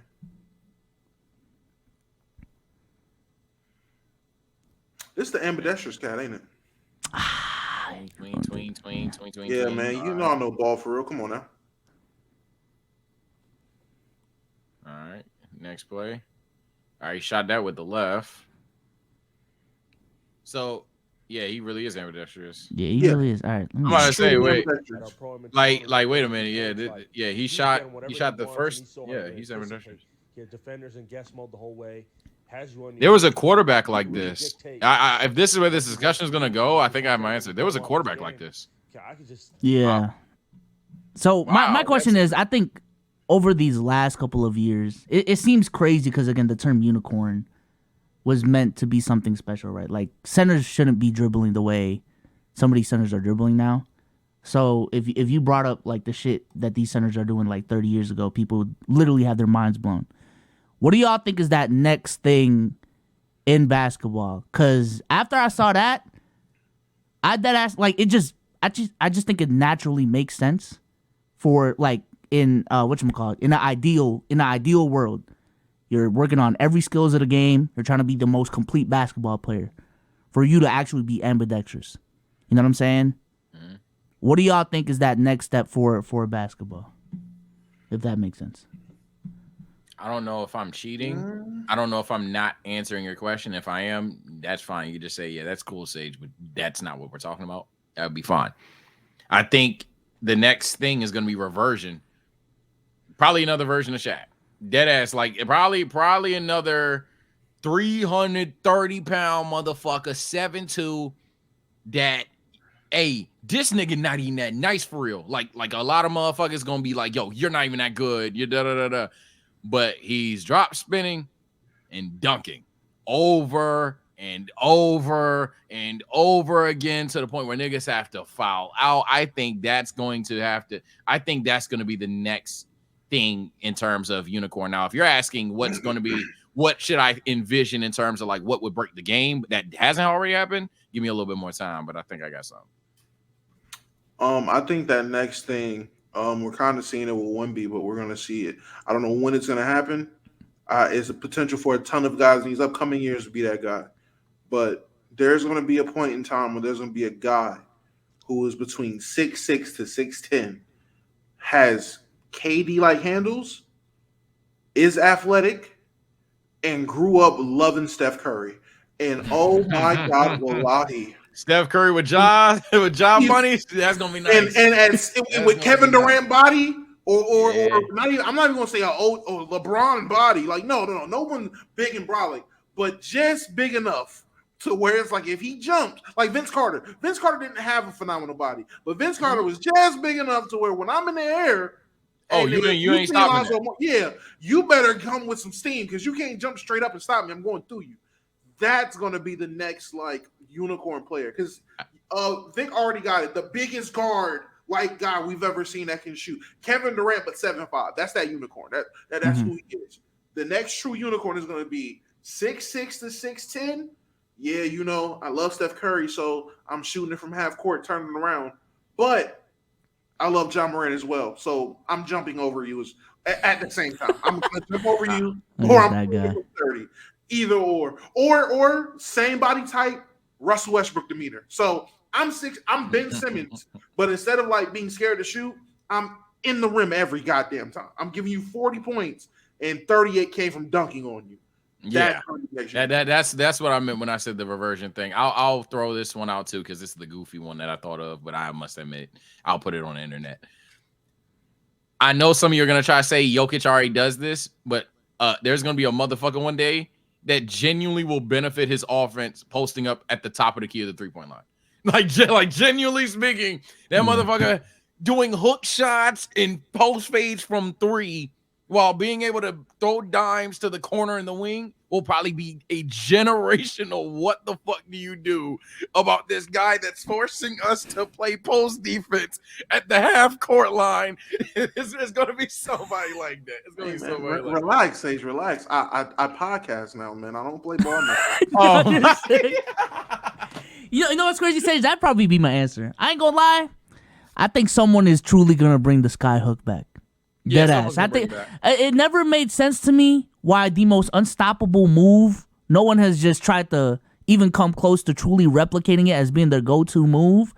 I think someone is going to bring back the skyhook, might be able to do it from the 3-point line, and you can't do shit about it. Hey! I'm telling you, so it's like we're talking about breaking the game. So yes, it's unrealistic to y'all. I'm telling you, the day that motherfucker go like this, and you're like, okay, typical possession. Then he goes, what? What? Huh? Hey, double this nigga. Okay. No. Ambidextrous scorer too would be interesting. Like how unstoppable, like a true, really good, knows how to use that skill to maximize it. That would be interesting as well, though. I ain't gonna lie. That Canadian kid, I hope he just gets bigger because I hope this isn't like a Julian, and I know he's not as little as Julian Newman, but you give him this attention and he caps out at 5'11". It's like, all right, well, that was a waste of a prediction ball. Don't stop. This is kind of crazy. But yeah. Well, speaking on that though, do y'all think there will ever be a number 1 overall pick under 6'4"? Yeah. In the next 20 years. Because realistically, of all the things we said in terms of breaking the game, it doesn't have to be to the level that Damo said, but there's probably going to be a superb athlete that watched Steph Curry and Trae Young. I see that 100%. It's going to be somebody that get at 40-inch vert with a 3-ball, and that you got to try that 100%. There's also going to be a point guard who's like maybe not a sore, but it's going to be some. I think the other way is that nigga is a lockdown. And then the nigga is like, shorts is up, nigga. I hit threes and you're not. Give me the ball. It's gonna be one of those two. So I think very possible. I genuinely think it's gonna be some cat who dead ass throughout high school was 5'6" and he loved Trae Young and Steph and had that type of ability. Was a little athlete, but then he gets that boost, that burst for real. That Russell Westbrook. Oh, sophomore year I was 5'6", senior year I'm 6'4". I just woke up one summer hella tall. That nigga's going number 1 in the draft. It'll be like Markel Fultz 6'4", I see.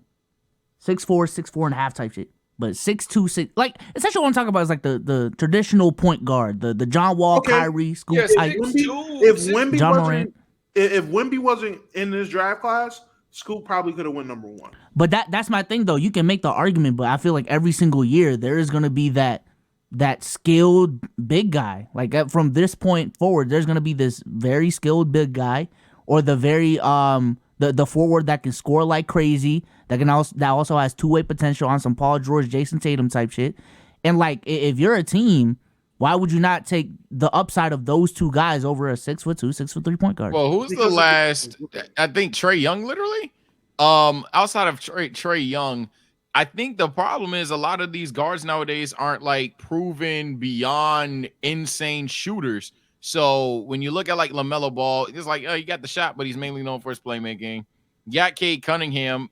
Granted, he's a fucking 6'8" nigga, so he doesn't really fucking count. In that class, who the fuck is even there? Davion Mitchell, again, he's not a fucking sharpshooter for real. I don't give a fuck what stat you got to pull up on me. He is that defender, though. He's locked down for sure. 2022, I don't even think they have one of those players. Now, if those players go extinct, that's what I was gonna bring up. They might go extinct. 2023, Scoot is definitely not a sharpshooter off rip. So I was just saying, at 6'2", you just had to be a sensational shooter, can't miss shooter. We've seen niggas with funky ass jump shots, and we've seen players with attitude problems. We get a point guard with a 6'2" point guard with a goddamn handle, and he get a motherfucking 3. It's possible. I think it's possible. I don't know, man. I just want to clarify. I still see point guards being high draft picks. The same way Trae Young was the fourth, fifth overall pick in his draft. The same way John Morant in the Zion draft was number 2. The same way Scoot was number 2 in this past draft. But going number 1, I just feel like the game is going towards a direction where taller guys are getting more skilled by the day. When you move, and at the end of the day, it's a vertical game. I don't know, bro. When you moved into 6'2", you made it stronger. 6'4", I would definitely disagree. 6'4", no, I would disagree at 6'3". There's going to be a point where the team that has the number 1 pick needs a point guard, or they're starting from scratch, and that guy that's 6'3" is going to be such a glaring prospect that you will have to consider him over the big man because you have a big man that you like, or you will consider him over a forward because at the time it might make sense to take a guard, especially in a guard-driven era going forward. Now, I mean, they highlight guards, and these guards are taller, but there are still smaller guards in the league and still guys that can make a name for themselves as smaller guards. And if he's that good, the skill is going to translate. Jalen Brunson is not a big guy. How tall is Jalen Brunson?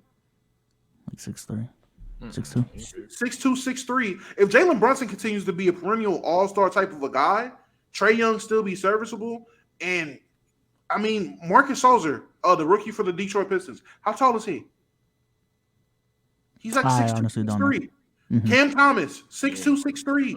As long as these guys are still giving buckets and they're sustainable, teams are going to take chances on these small scoring guards if that's the way the league goes, which it looks like they're considering guards. So it would have to be, Damo, for you, it would have to be a fit pick for it to make sense. Though. Basically, yeah. It would have to be a fit pick, and I mean, it would have to go in that, not go in that favor, but that team drafting wouldn't need a number 1 pick. I mean, they would need a guard at number 1. That's the only way. I don't think it's going to be a situation where you have like a team starting with a fresh slate. They have the number 1 pick, and it's 1, 2, and 3. There's no real gaps. It's just your preference on big forward or guard. In that situation, small guards getting shited.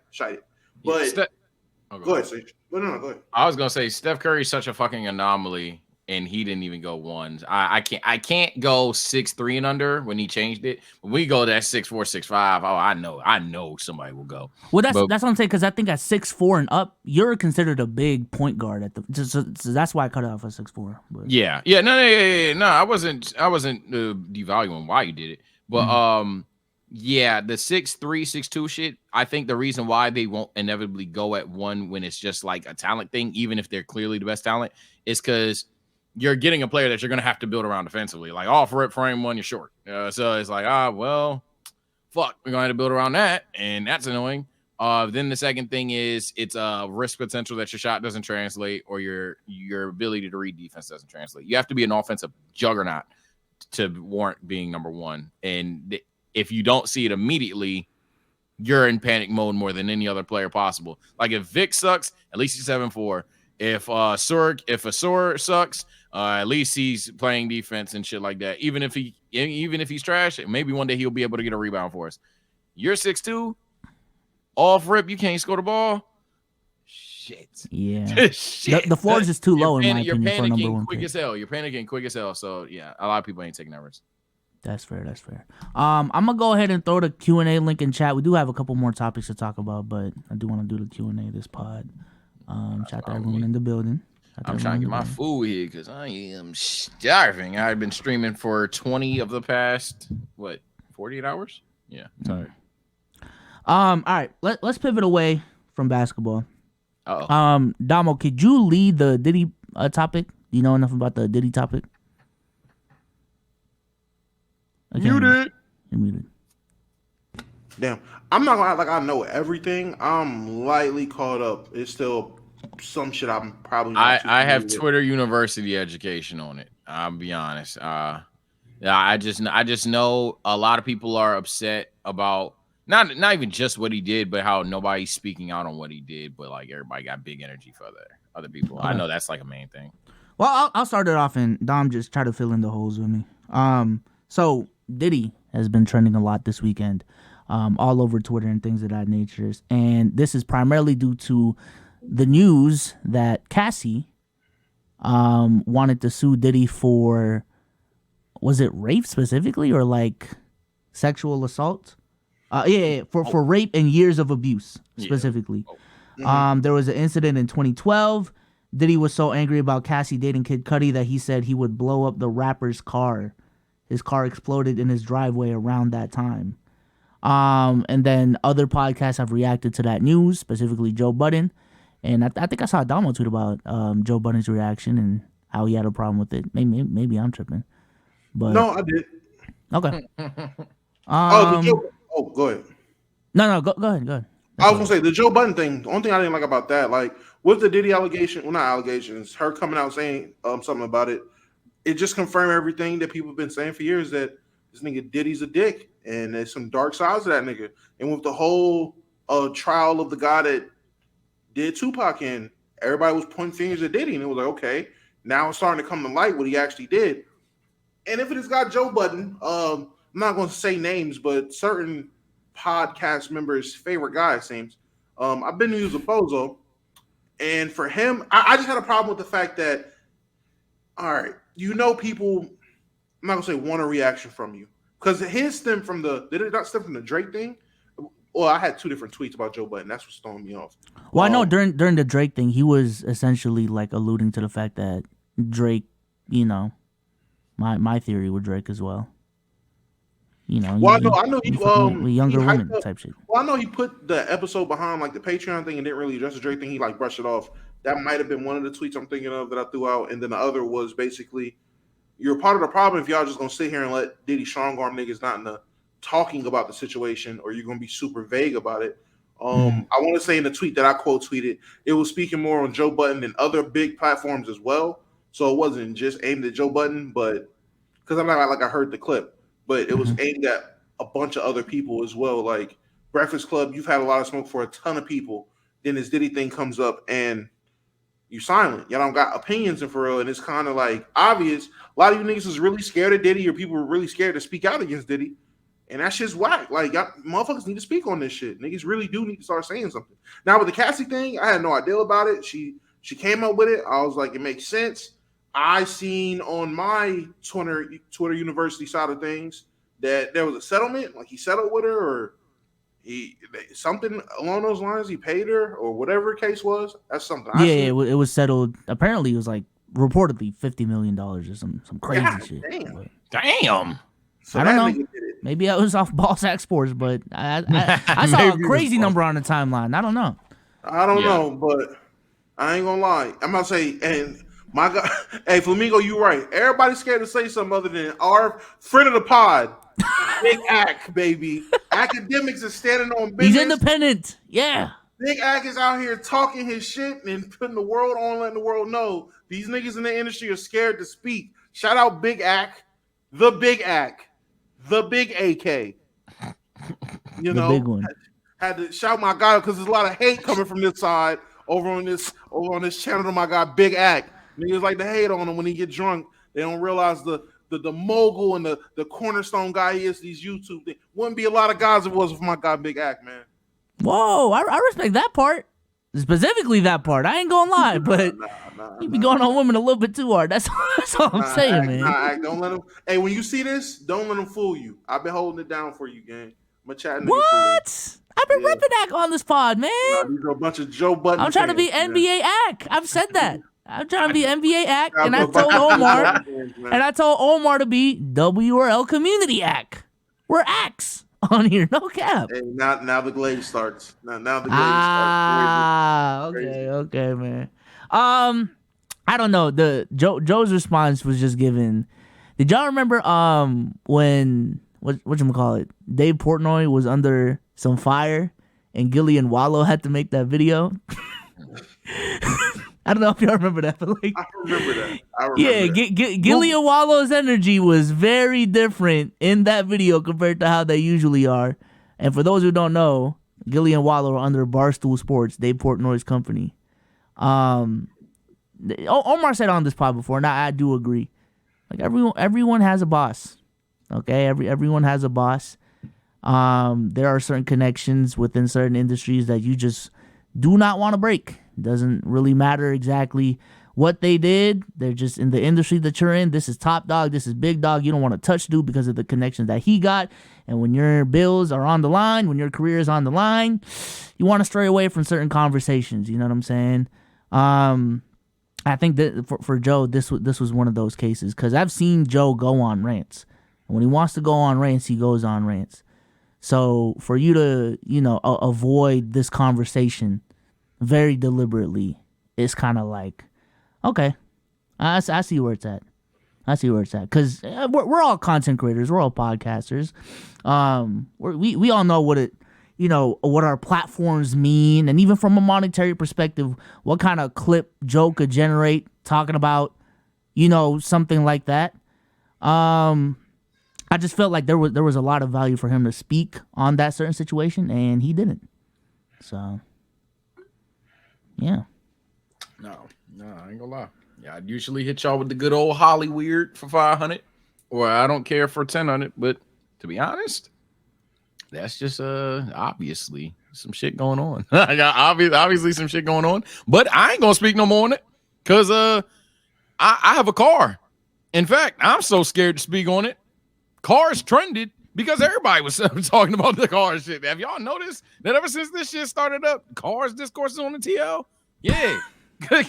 Everybody's scared of this nigga. I'm scared of him too. I got a car. I'm sorry. Like I don't have a bike yet. I ain't rode a bike in years. So bro got it. I ain't gonna lie. Ain't no Hollyweird about him. Bro got it. And I do just want to say, because I didn't want to make this segment about Joe Budden. Yeah, P. Diddy's looking like a weirdo, man. I ain't gonna lie. If you had to settle on tens of millions of dollars to just shut this shit up, I don't know. Innocent till proven guilty all you want, but I'm just saying, in the court of public opinion, it's not looking too good. That's all I'm saying, man. $10 million side evidence, but I ain't do shit. I ain't do shit. That's crazy. So I can't drink Ciroc anymore, huh? Mm-hmm. Nah. Can we talk about that specifically? That I have that I can talk. Yeah, man. Because apparently Starbucks did some shit or something, right? There's a couple companies supporting Israel. Oh, okay. But all right. So that's what that's from. I genuinely didn't know what it was, but. In general, whether it's that or like the things with Chick-fil-A or the things with that, I'm not gonna lie, bruh. If you try to go about not supporting every fucked up company in the world, you're indoors your whole life. I ain't gonna lie, niggas need to get off the internet, because I'm gonna tell you now. That Chick-fil-A that's in your hand, or that KFC that you had yesterday, or that good sushi spot you've been to, probably a fucked up business that they are supporting.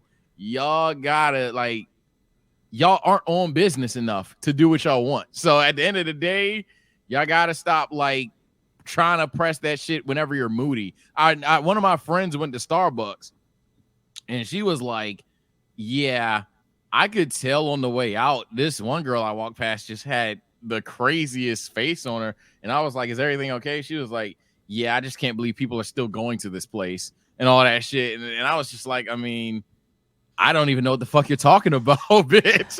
And Okay, then they go on and explain it. She's like, it's already in my hand though. So what do you do now? Just throw it away? Man, I don't know.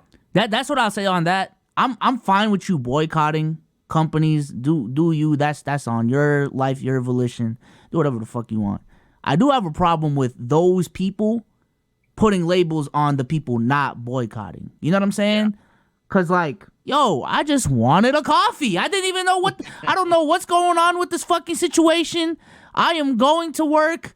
I just wanted a fucking cappuccino. All right, God, I don't hate these people. I don't want these people to die. But I just wanted a cappuccino. I don't look at me weird. And I guess on a lighter note, I remember when the SAG-AFTRA strikes were going on, the writer strikes. Like people that were striking were looking at content creators who took brand deals as whatchamacallit, like what's the scabs? I think that's the term. Scabs towards the cause. And I'm just like, yo, we have I forgot the argument, but I specifically saw a tweet about it and I wanted to talk about it on the pod. But I was like, I mean, we have never seen the benefits of this union that you guys have. Like all these benefits y'all talking about, it has never come across my desk. So now that I'm accepting brand deals and paying my fucking bills, now I'm the scab. Now I'm not welcome anymore. What the fuck, bruh? But yeah, even when like the whole R. Kelly thing came out and people were like, do you listen to R. Kelly? Da, da, da. I get it. Certain, and it's going to sound crazy, but certain morals, certain situations attack you more impactfully. Whether all these things you support or not, that's fine. But certain things affect you more than others. So like, I get some people were like 50 toes on business about R. Kelly, but you don't care about eating at Chick-fil-A or some shit. I'm not judging you as a potential homophobe versus, you listen to R. Kelly and now it's like, oh yeah, you support R word. I like, at the end of the day, shit can be kind of crazy to you. That's fine, but don't push your agenda on other people. I think that's where things go left, because you're making a lot of nasty assumptions for shit that, to be honest, niggas not on their phone all the time. They may genuinely not the fuck know. I guess that qualifies as a rant of the week because it's not really a topic. But yeah, I just remembered that. I was like, yeah, I couldn't imagine I go to like motherfucking Thrilled Cheese or some shit and just get a sandwich or something. I just made up a restaurant. I try to eat a sandwich and then, did you know that their cheese is like the most illegal? Like no, I didn't. I didn't fucking know, bro. I'm sorry. I'm sorry, bro. Damn. I wish a nigga would tell me, did you know that cheese was illegal? Damn, I'm gonna get another one. What? That's why I'm a troll. But nah, I ain't gonna lie. To the people protesting. By the way, no, I do not listen to R. Kelly. Jesus. Hey man, protest in peace. I ain't gonna lie, the R. Kelly thing, it was crazy when I looked around in my inner circle, family and everything, when that came out. And I would think these people I knew growing up that blasted R. Kelly, I would think they would stop. And they did it. Not at all. They just like they played it louder. Yep. And I like, said, right, oh, okay. Now that is the one contradictory thing I'll say. The motherfuckers that said, oh, Starbucks did this, oh, Chick-fil-A did that, oh, R. Kelly did that. Now let's really turn it up. Okay, hold on, bro. Wait a minute. What's going on, bro? What is your cause? Like you're standing on the wrong business. You're standing on the wrong business. I promise you, the R. Kelly thing happened. My grandma, my mom, no matter my mom loves R. Kelly. Loved R. Kelly. My whole life, all R. Kelly songs I know is because my mom played them. R. Kelly stuff happens, I'm on the phone with her. So you done? You done listening to your mans? She said done, and proceeds to roll her windows down and crank the music up all the way. Crazy. I said, I'm a hypocrite. I would be like, all right, man, what's up with you, bro? Like I stopped it. I'm not gonna judge you for not stopping. I will judge you for trying to force me to hear it.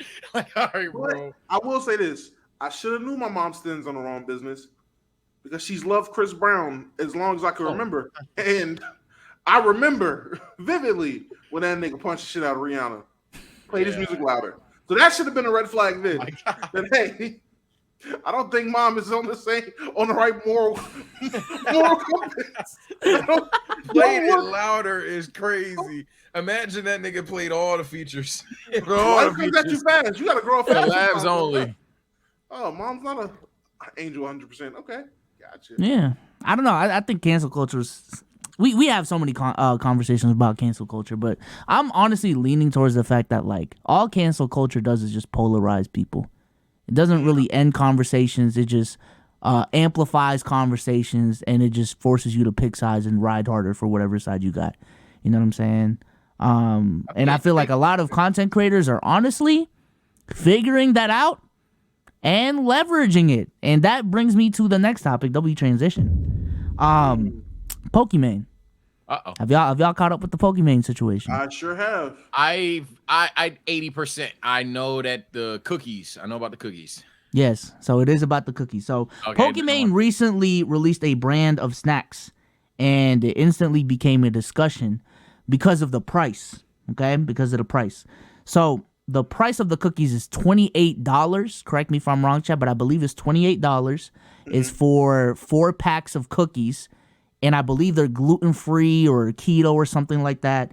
And there's been a lot of criticism regarding this whole situation, primarily because of 2 things. Number one, people on the internet did some digging and found out that it's essentially repackaged Costco cookies. And number 2, there's a clip of her, it might be in topics, but there's a clip of her essentially saying... she was having the discussion with her chat about the $28 is too expensive, and essentially she called her chat broke. $28, if you're broke, just say that. So yeah, that has been the revolving discussion around this whole thing. Get your money up type shit. Do y'all think she is crazy? Oh, also on top of this, clips of her and things that she said in the fast have been resurfacing, showing that she's a hypocrite. She's a hypocrite for saying that because years back she was talking about, or last year when the kick situation, everyone was getting signed. She was on the, I'm not gonna sacrifice my morals for money because that's so corny when I already got money.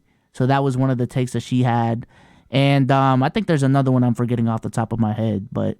Yeah, a lot of discussion around Pokimane right now, and do y'all think it's just type shit? I'm not gonna lie. I ain't gonna hold you. Pokey was in the right 100% until she decided to not stand on business, and I think that's the problem here. Pokey should have stood completely on business and said, "I said what I said. If you can't afford them, don't buy them." LeVar Ball did that. No one complained. If you tell people, hey, this shit is expensive, I know. Don't buy it if you can't afford it. There's nothing wrong with that. People think that's, oh, you're flexing on people or you're demeaning people. I seen a dude that one boxer nigga, he tweeted out the thing at Pokey talking about that's so fucked up. People work hard at the bone, finger to the bone, to get just to make a living and get by. And you want to say that's to me, that's so messed up. I wish I could report you. I'm like, all right, bro, don't you box, nigga? Go hit a heavy bag. You crying about fucking expensive cookies? Now, the fact that them shits is repackaged is kind of whack, but what do you expect? It's fucking Pokimane. Like, well, be careful. Let me not say too much. I'm on Twitch. I don't want the Pokey fucking tier 3s to get us clipped up out of here. But it's crazy how He did the cancel thing. Go ahead. It's one thing when it's like, all right, y'all complain in the chat, hey, the shit, it's $7 a bag. Like she said, $7 a bag. It's simple math. I don't know what y'all want from me. It's expensive, I know. Don't get it if you're broke. There's nothing wrong with her saying that. The issue became, you're right. I didn't mean it like that. You copping, please. You're not standing 10 toes. All your toes folded in and you sat down. Nah, bitch, stand on business. Let them know. If, hey, you can't afford it, don't cop the cookies. These are not broke boy cookies. You should have stood on business. The streets would have been behind you. Dama, I do want to ask you this. What is the problem with the repackaging? That's some Soulja Boy shit. What are you talking about? You just, I'm going to take these Costco cookies, put them in a different package, and upcharge you for them? I mean, hey, I won't buy them, and I'll look at anybody who does buy them like an idiot, but hey, get your money. I ain't gonna hate the hustle. I just hate the game. The game is whack. If that's acceptable, I hate the game.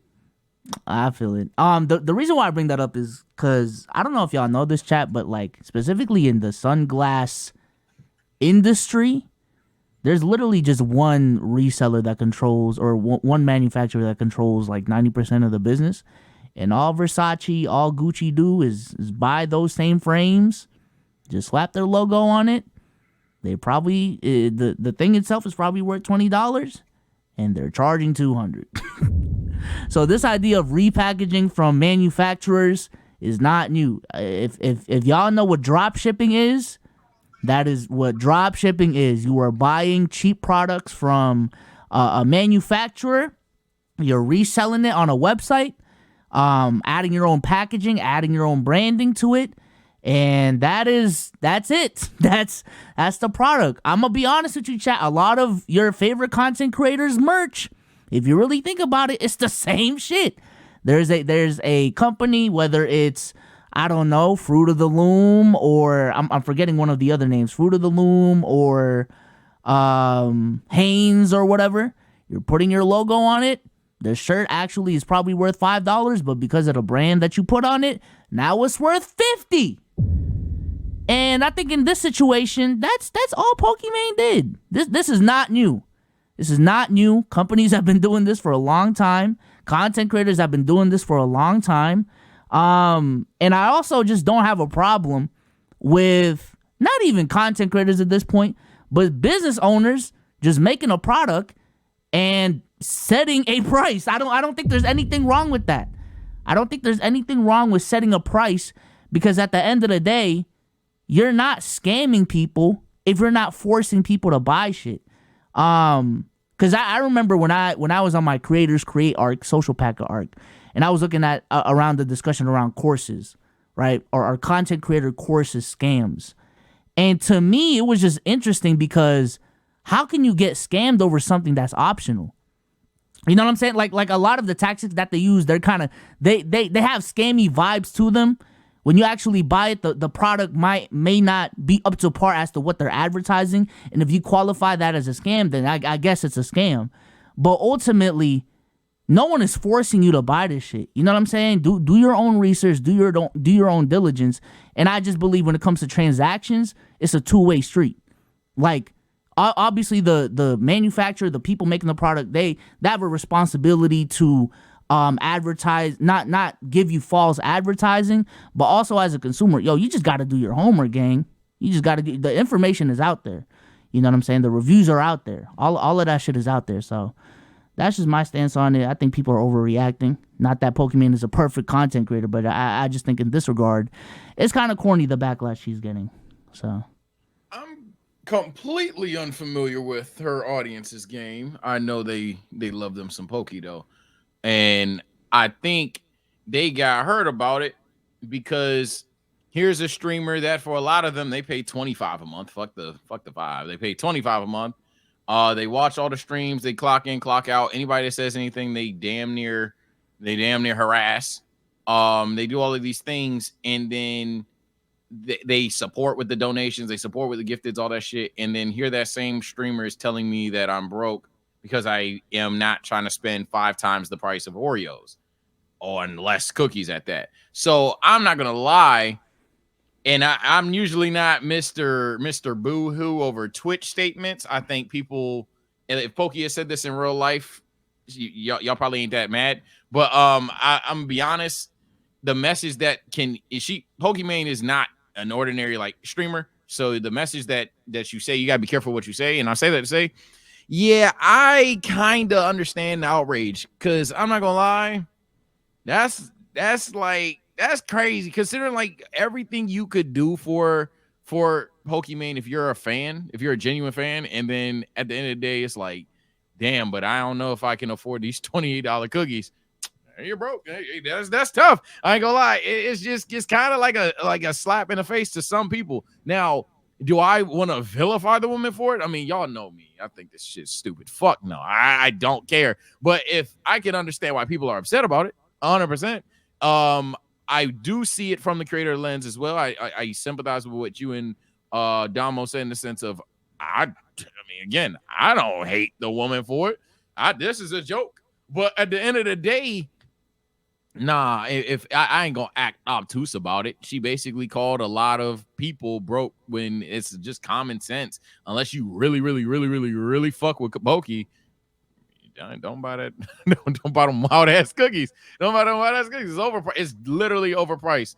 But but I think we've all experienced. Damn. Well, while Sage is coming back, apparently Tatum sold. So, God. Yeah. 45. I'm looking. Shout out Big LaMelo. Hey, man, I should have said it. Don't Hornets is the destination for Zach LaVine. Get LaMelo some help, man. Chat, what Tatum do, man? Did he miss a free throw? Like, what happened? Because it was, oh God. He got 3 free throws and he missed one. Oh, brother. God damn it, man. The streak's over. It's cool, man. It's cool. I'll still take a 45 ball from the kid. You know what I'm saying? Pokey got me. Hello? You're back. Hey, chat. Pokey got me. All I'm saying is, nah. Seriously though, I'll wrap it up. Oh, what's it called? Oh, is that CCS? I'll play it. I'll play it again. Hold on. I'll play it again. Boom. There you go. Too bad she made a community that she knew would morality police her on everything. So now she got to act like she feel bad for their struggles to appease them. You would have thought she was selling insulin the way Twitter acts. Yeah, that's what I'm saying. That's what I'm basically saying.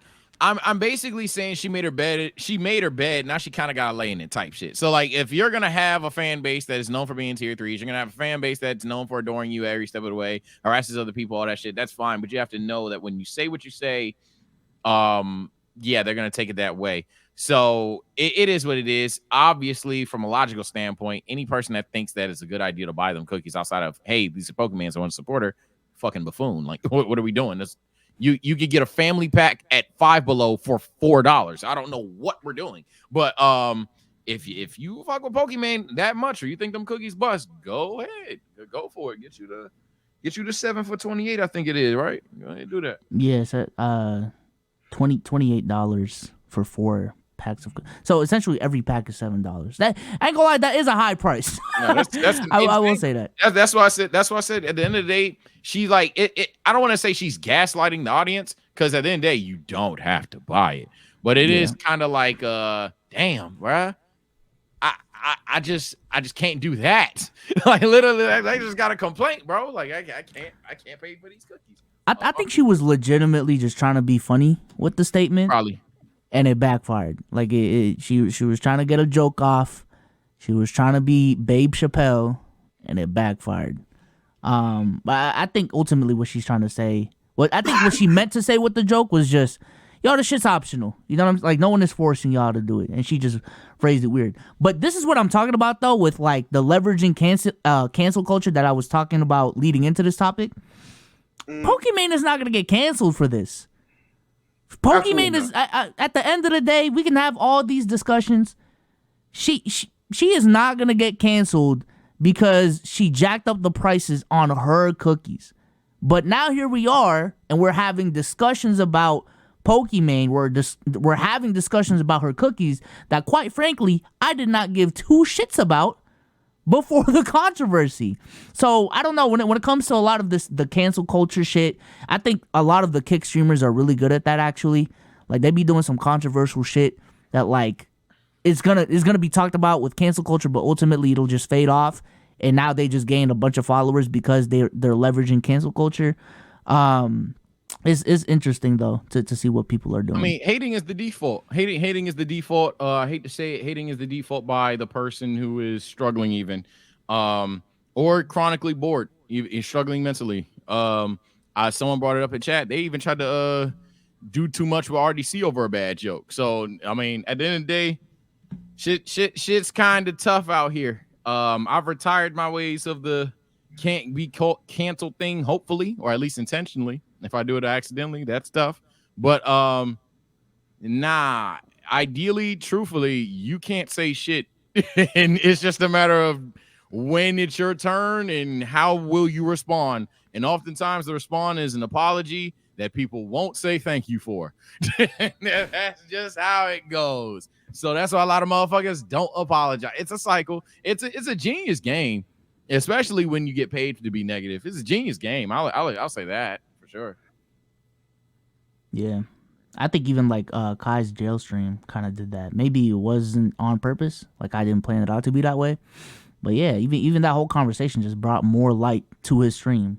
And ultimately, no one is gonna cancel Kai for doing a fake jail content stream. Stupid. It was stupid premise. That's the best part. Most of these canceled things, all you have to do is sit back and say, okay, genuinely speaking, not how would I feel, because I've argued this a lot of times. How would I feel if someone else close to me did it? No, seriously.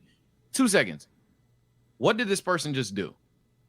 and like I know that's like, it's like, holy shit, is it that big a deal? Like, I ain't gonna lie, like, okay, this guy, 21, 22 years old, clearly young, he just streamed himself in jail with his friends acting a fucking fool.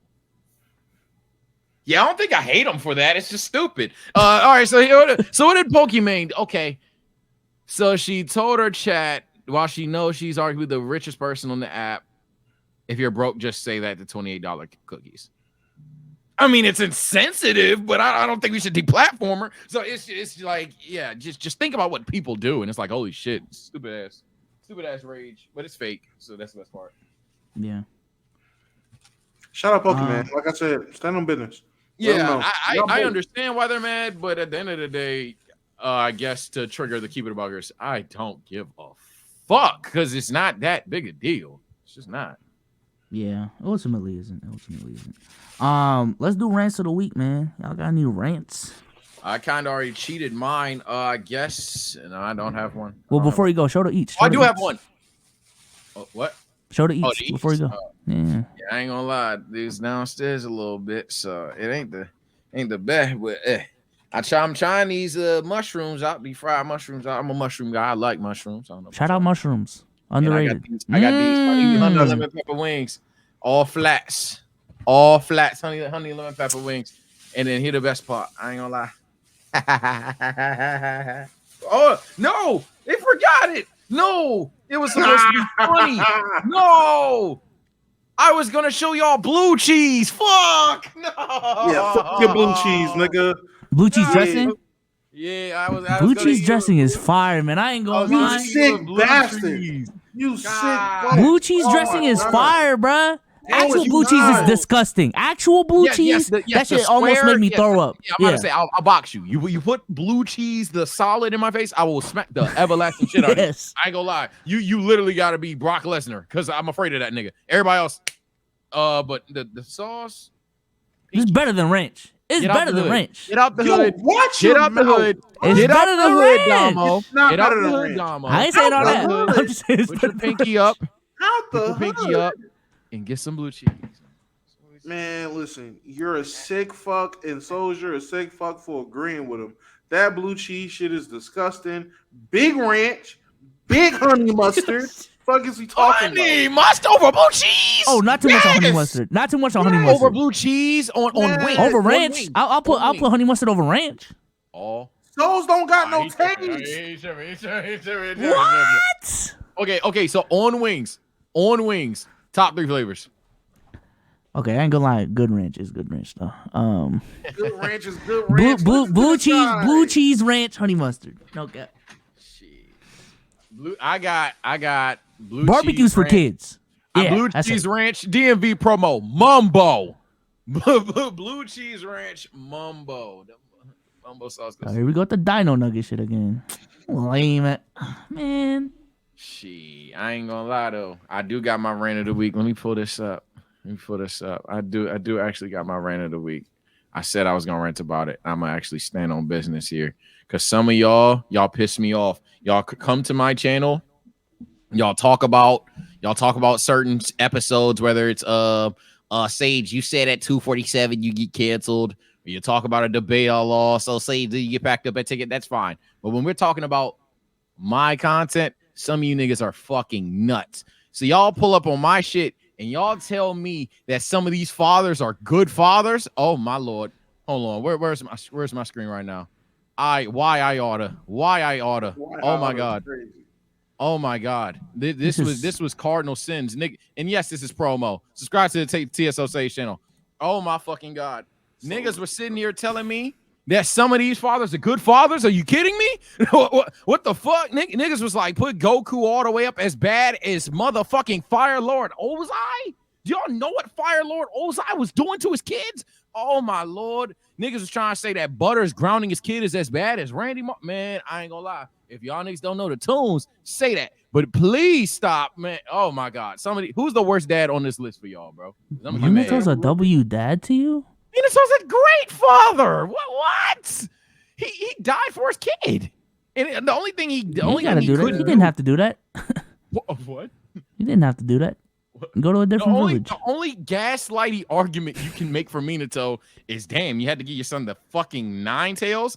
But it was either that or, the or 9 tails blows up your village, and that's that. Because the third was not looking like he was going to say that. Man, take care of yours, man. Dad. Are you kidding? Take care of yours, man. I ain't going to lie. Okay. Hold on. So let's add even further context then. This is why I can't be fucking president, bro. I'm too selfish. I swear to God, man. I'm taking care of my immediate family. Let's really get nerdy about it. He then entrusts Naruto in the hands of the president. He says, hey, look, I'm about to die. Can the president take care of my kid?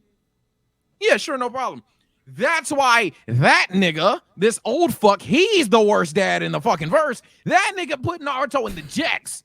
Now, if we can't agree on that, we can't agree on nothing. That nigga put Naruto in a lights off projects across West Bubble fuck. Had everybody feeling about, yeah, I ain't gonna lie, this nigga's a 9 tails. It's Minato's kid. You see how quickly? But as a dad, if you leave your newborn kid to a deadbeat dad, you're setting your kid up for failure.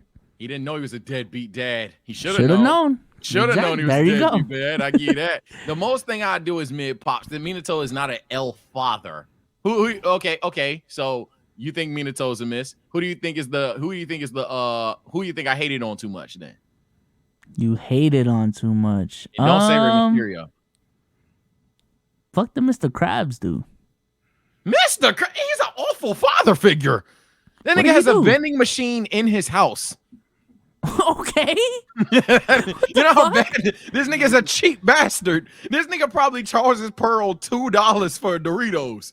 Oh my God. He will do some fucked up ass shit and then be like, damn, I love you, Pearl. I'm sorry. I just need to stop being cheap. And he'll do it all over again tomorrow. It just goes back to the family. Like, what's wrong with that? Oh my God. Let me just say, I only have 2 objections that I can think of on the list. One, I'll die by it, and niggas don't know because they ain't read the material. Omni-Man is not that bad of a dad. I was going off Twitter. I didn't see Invisible. I was going off of Twitter. Oh my God, you went off niggas that just watched the show. Niggas need to read the material. Omni-Man, I'm not saying he's a W dad. Trust me. I would just say he's trying but failing. All right? Trying but failing? Trying but failing. Shit out of his fun to say shit. You should have been born. And again. Should have died at birth. That was the failing. You ain't seen him try yet. Now he's trying. You got to see him start. I'm telling you, Sage, you watch it. First of all, watch season 1. And then when season 2, just watch the redemption. I'm just saying, people, I know it's a lot of things to say about Minato. Look, y'all on my head about Minato, but this nigga can tell his kid, yeah, you should have died at birth. So he's got to get wings now, by the way. Redemption. I'm about to say, yeah, I'm about to get wings too. I'm a sick fuck. But hey, I'm dead serious when I say Omni-Man isn't that bad in the grand scheme of things. And I need you to give me the argument for why the fuck Oscar Proud is a tier above Goofy. No way.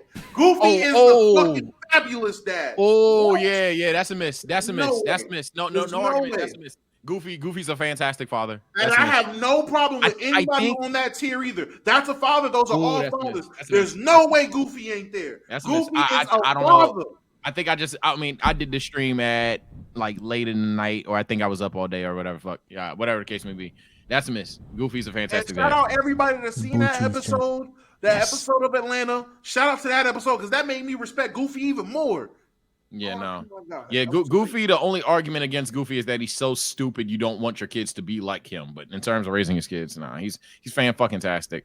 The main comment, I know y'all don't watch wrestling, so I'm talking to the comment section that probably won't give a fuck about this topic. The Rey Mysterio comments. Bro, he's a deadbeat dad.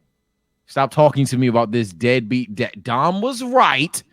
He's a deadbeat dad. Santos was right. He's a deadbeat dad. Rhea was right. He's a deadbeat dad. And it's probably not even his kid. It's Eddie's kid. Leave that nigga alone, bro. Uncle Ruckus had a kid? Didn't even know that. Uncle Ruckus. I didn't know that Uncle either. Ruckus had a dad. That's not Uncle Ruckus. That's Uncle Ruckus' dad.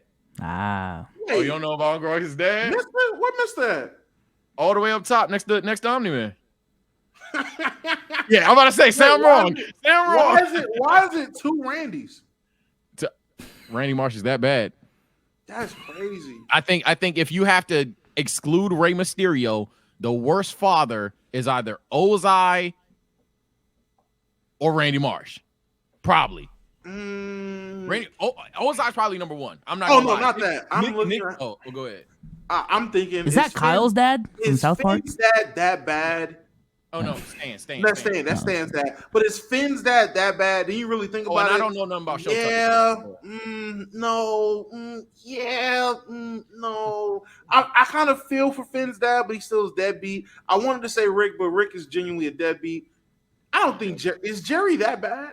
Jerry is an awful father figure. See, that's what L father figure is. Jerry be trying, but he don't just be failing and be like, yo, you do not want this nigga Morty to end up like Jerry, bro. Like, come on, bro. Y'all gotta give me that. Jerry is the laughing stock of the verse. Jerry is such a loser. He's a loser in every verse, but like 5 of them. Like Jerry is Jerry, bro. All right, Jerry's pretty bad. Yeah, Jerry's he's just a loser. So he's just an L father figure. That's all it is. All right. Well, since we're on promos. Oh, Sage, are you done? Yeah. My bad. My bad. I meant to take it off a while ago. All right. Since we're on promos, man, my rant of the week is this right here. All right. This right here. What? All right. Damo, you need to take new thumbnail pictures. Oh, we have been milking these pictures, these 30 seconds of you posing in front of the camera for 2 years. We need a new batch, bro. Shout out Buyer. Buyer probably gonna be on my head too. Hey man, if it ain't broke, don't fix it, man. I don't know what to tell you, man. Wallahi. Oh man, they work for me, man. They work for me. Now I gotta take another video. I'll do that soon. Damo, take your sunglasses off right now. We can do it. Like right now. Right now. We can do it. We can do it. Do it. Come on, bro. I make a lot of facial expressions. I can't do it. Souls, I can't do it right now. Yo, want 2 birds with 1 stone? Come on, bro. Souls, I can't do it right now. Why not? All right, you gotta do the eye shit. Okay, I got you. Okay. Come on, bro. Come on. Your thumbnail art is so fucking nasty, chat. I swear. I'm telling you, I can't do it, man. It's so gross. It's so gross. Yo, Jay, this for you, man. I can't do it, man. I can't do it. Just hit him with the. Come on. Let me do it with the shades on, man. Yo, that shit I can't do it without the shades, man. I can't. Oh man, your eyes is getting wider than mine can, bro. I tell you, I can't. I can't. I wasn't prepared for this. All right, that's my joke rant of the week. On Saturday I did watch The Marvels. Went to the movies to actually form my own opinion on the matter, and I'm gonna say it did surprise me. I thought it would be worse. The story was decent. I liked Miss Marvel in the movie at all. I thought she was the best character. The CGI has been cringy for some of these past Marvel movies. It wasn't too bad. It wasn't perfect. Let me say that it wasn't perfect. At the end of the day, it's still one of the lower half Marvel movies. But yeah, it wasn't too bad. The villain was ass though. I will say that. I already forgot her name. I'm trying to remember right now. I don't know what the fuck happened there. One of the worst climax fights as well in the Marvel movie. I kid you not, they just jumped her, and They just jumped her, and the climax fighting scene lasted 30 seconds, dog. I swear to God, bro. I kid you, yo, chat. If anyone has watched it, bro, I kid you not. At max, it was 45 seconds, and then she lost. She fucking lost, bro. What else? Yeah, the comedy was decent. I've been pretty critical of Marvel comedy. This one didn't feel too forced, but yeah, the villain was ass. The climax was ass. I still don't have any connection to Captain Marvel after this. Still think she's mid. She's just overpowered type shit. And I will say this. I am personally not, because I was a very big fan of Barbie. I did not think it was a movie imposing women's rights and feminism. So, I understand that, like, there's good examples of it. But I will say for this movie, it's a little bit too much. I ain't gonna lie. It's a little bit too much. Not that it's the worst thing in the world. And I'm not trying to say this is the problem with the movie industry. They're just pushing women in front of our faces. I'm not gonna go that route. But literally the three main characters are women. The villain is a woman. The main cameo from one of the Thor movies was a woman. Like, it was just pushing that shit. Like, I understand that that's a target audience, but like everything just had to be about it. I don't know. It was just a little bit too much of a push. But I say sometimes that shit is just downright flagrant, and I'm calling it out. I'm calling that bullshit out. I will never forget that scene in Endgame where every woman on the roster just was so conveniently lined up and attacked simultaneously. You know what I'm talking about. This is the most cringiest scene in Marvel history. If that's red pilly, nigga, cool. I was going to say a joke, but I don't really have one. Dog, that was the nastiest scene I've seen in maybe the last 10 years. It was such a, hey, women are powerful. All right. I guess. And like, all you had to do was do what you did later on in the movie. Have Captain Marvel pull up. Have WandaVision actually low-key box Thanos. Perfectly fine. But you had that one weak-ass scene where the weakest of women at that, when you really think about it, the weakest motherfuckers on the goddamn field lined up like, have no fear. I forgot who they saved. They saved, I think, Iron Man. Have no fear. Mm-hmm. We're here. Woman. All right, bro. Fuck on out of here, bro. Yeah. I don't know. I just felt like the story would even be a little bit better. I don't know. It just felt like it was patronizing even to an extent. Like, bro, y'all could have had a male villain, and the women could have beat up the male villain like crazy, and I personally would have enjoyed that a little bit better, instead of just, hey, let's put women on in the movie as much as possible. But you know what it is. I think this is what I figured out about Marvel and my problem with it. Like, Marvel used to be like a blockbuster. Like, everything used to be a blockbuster, but because over the last couple of years they've been working so hard to build up the next big thing. Like, this past movie just felt like another episode. It felt like a TV episode. It felt like a really good TV episode. It did not feel like a movie. It didn't feel like a blockbuster, even though that's what it's supposed to be. It just felt like another TV episode in the Marvel Cinematic Universe TV series, where every episode is 2 hours long. You know what I'm saying? So, yeah. I speak as a Marvel fan, especially compared to you and Damo. Yeah, even I have gotten that vibe sometimes. I'm like, okay, what's on this episode of Marvel Adventures? And I'm probably not supposed to feel that way, but that's kind of how it feels sometimes. So it's crazy. Yeah. Damo, you got a rant? Yeah, I got you. Mine's is definitely a little more local, man. Listen, I guess I'm getting old. Look, all you young whippersnappers out there enjoying your weekends and doing those, youth things, just not having any money because you're a child, so you just run in and out of stores and, I'm gonna go to GameStop and play the free game. Hey, man, I was that kid. I remember those days. I was that teenager. Hey, man, calm the fuck down, all right? God damn. Act like you got some damn sense. No. Boo, stinky. Boo, nothing. This past, over the weekend, whatever, I think I said it last pod, but I went and bought my girl fucking Xbox. Went out, got her Xbox and everything. Got her initiated. Video just dropped. You know, y'all should check that out after the pod. Me and her playing Saints Row 2. That shit was funny.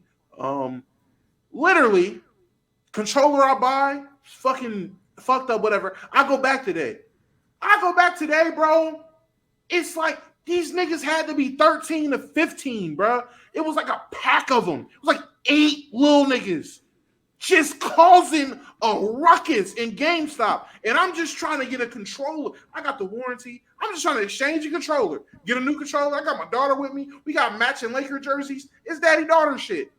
I got niggas scaring my child running by. You fucking 14, buddy. Walk. You know what you're doing. My daughter about to get trampled because she's trying to get a Pokimane, and this little nigga over here trying to get excited because he first in the Mario Kart demo. I had to kick you in your chest. You run over my child, bum ass nigga. Where your dad at, nigga? Where's your dad? Where's your father? This is crazy. These fatherless children, and I'm with Sage. Niggas is bad dads, and I ain't talking about cartoons. These fatherless children out here running around like they ain't got no goddamn sense. My child has to respect them. This is crazy. Niggas just running by me, bumping me and shit. I almost punched a fucking 16-year-old. Nigga bumped me and looked at me like I was crazy. Like, what the fuck?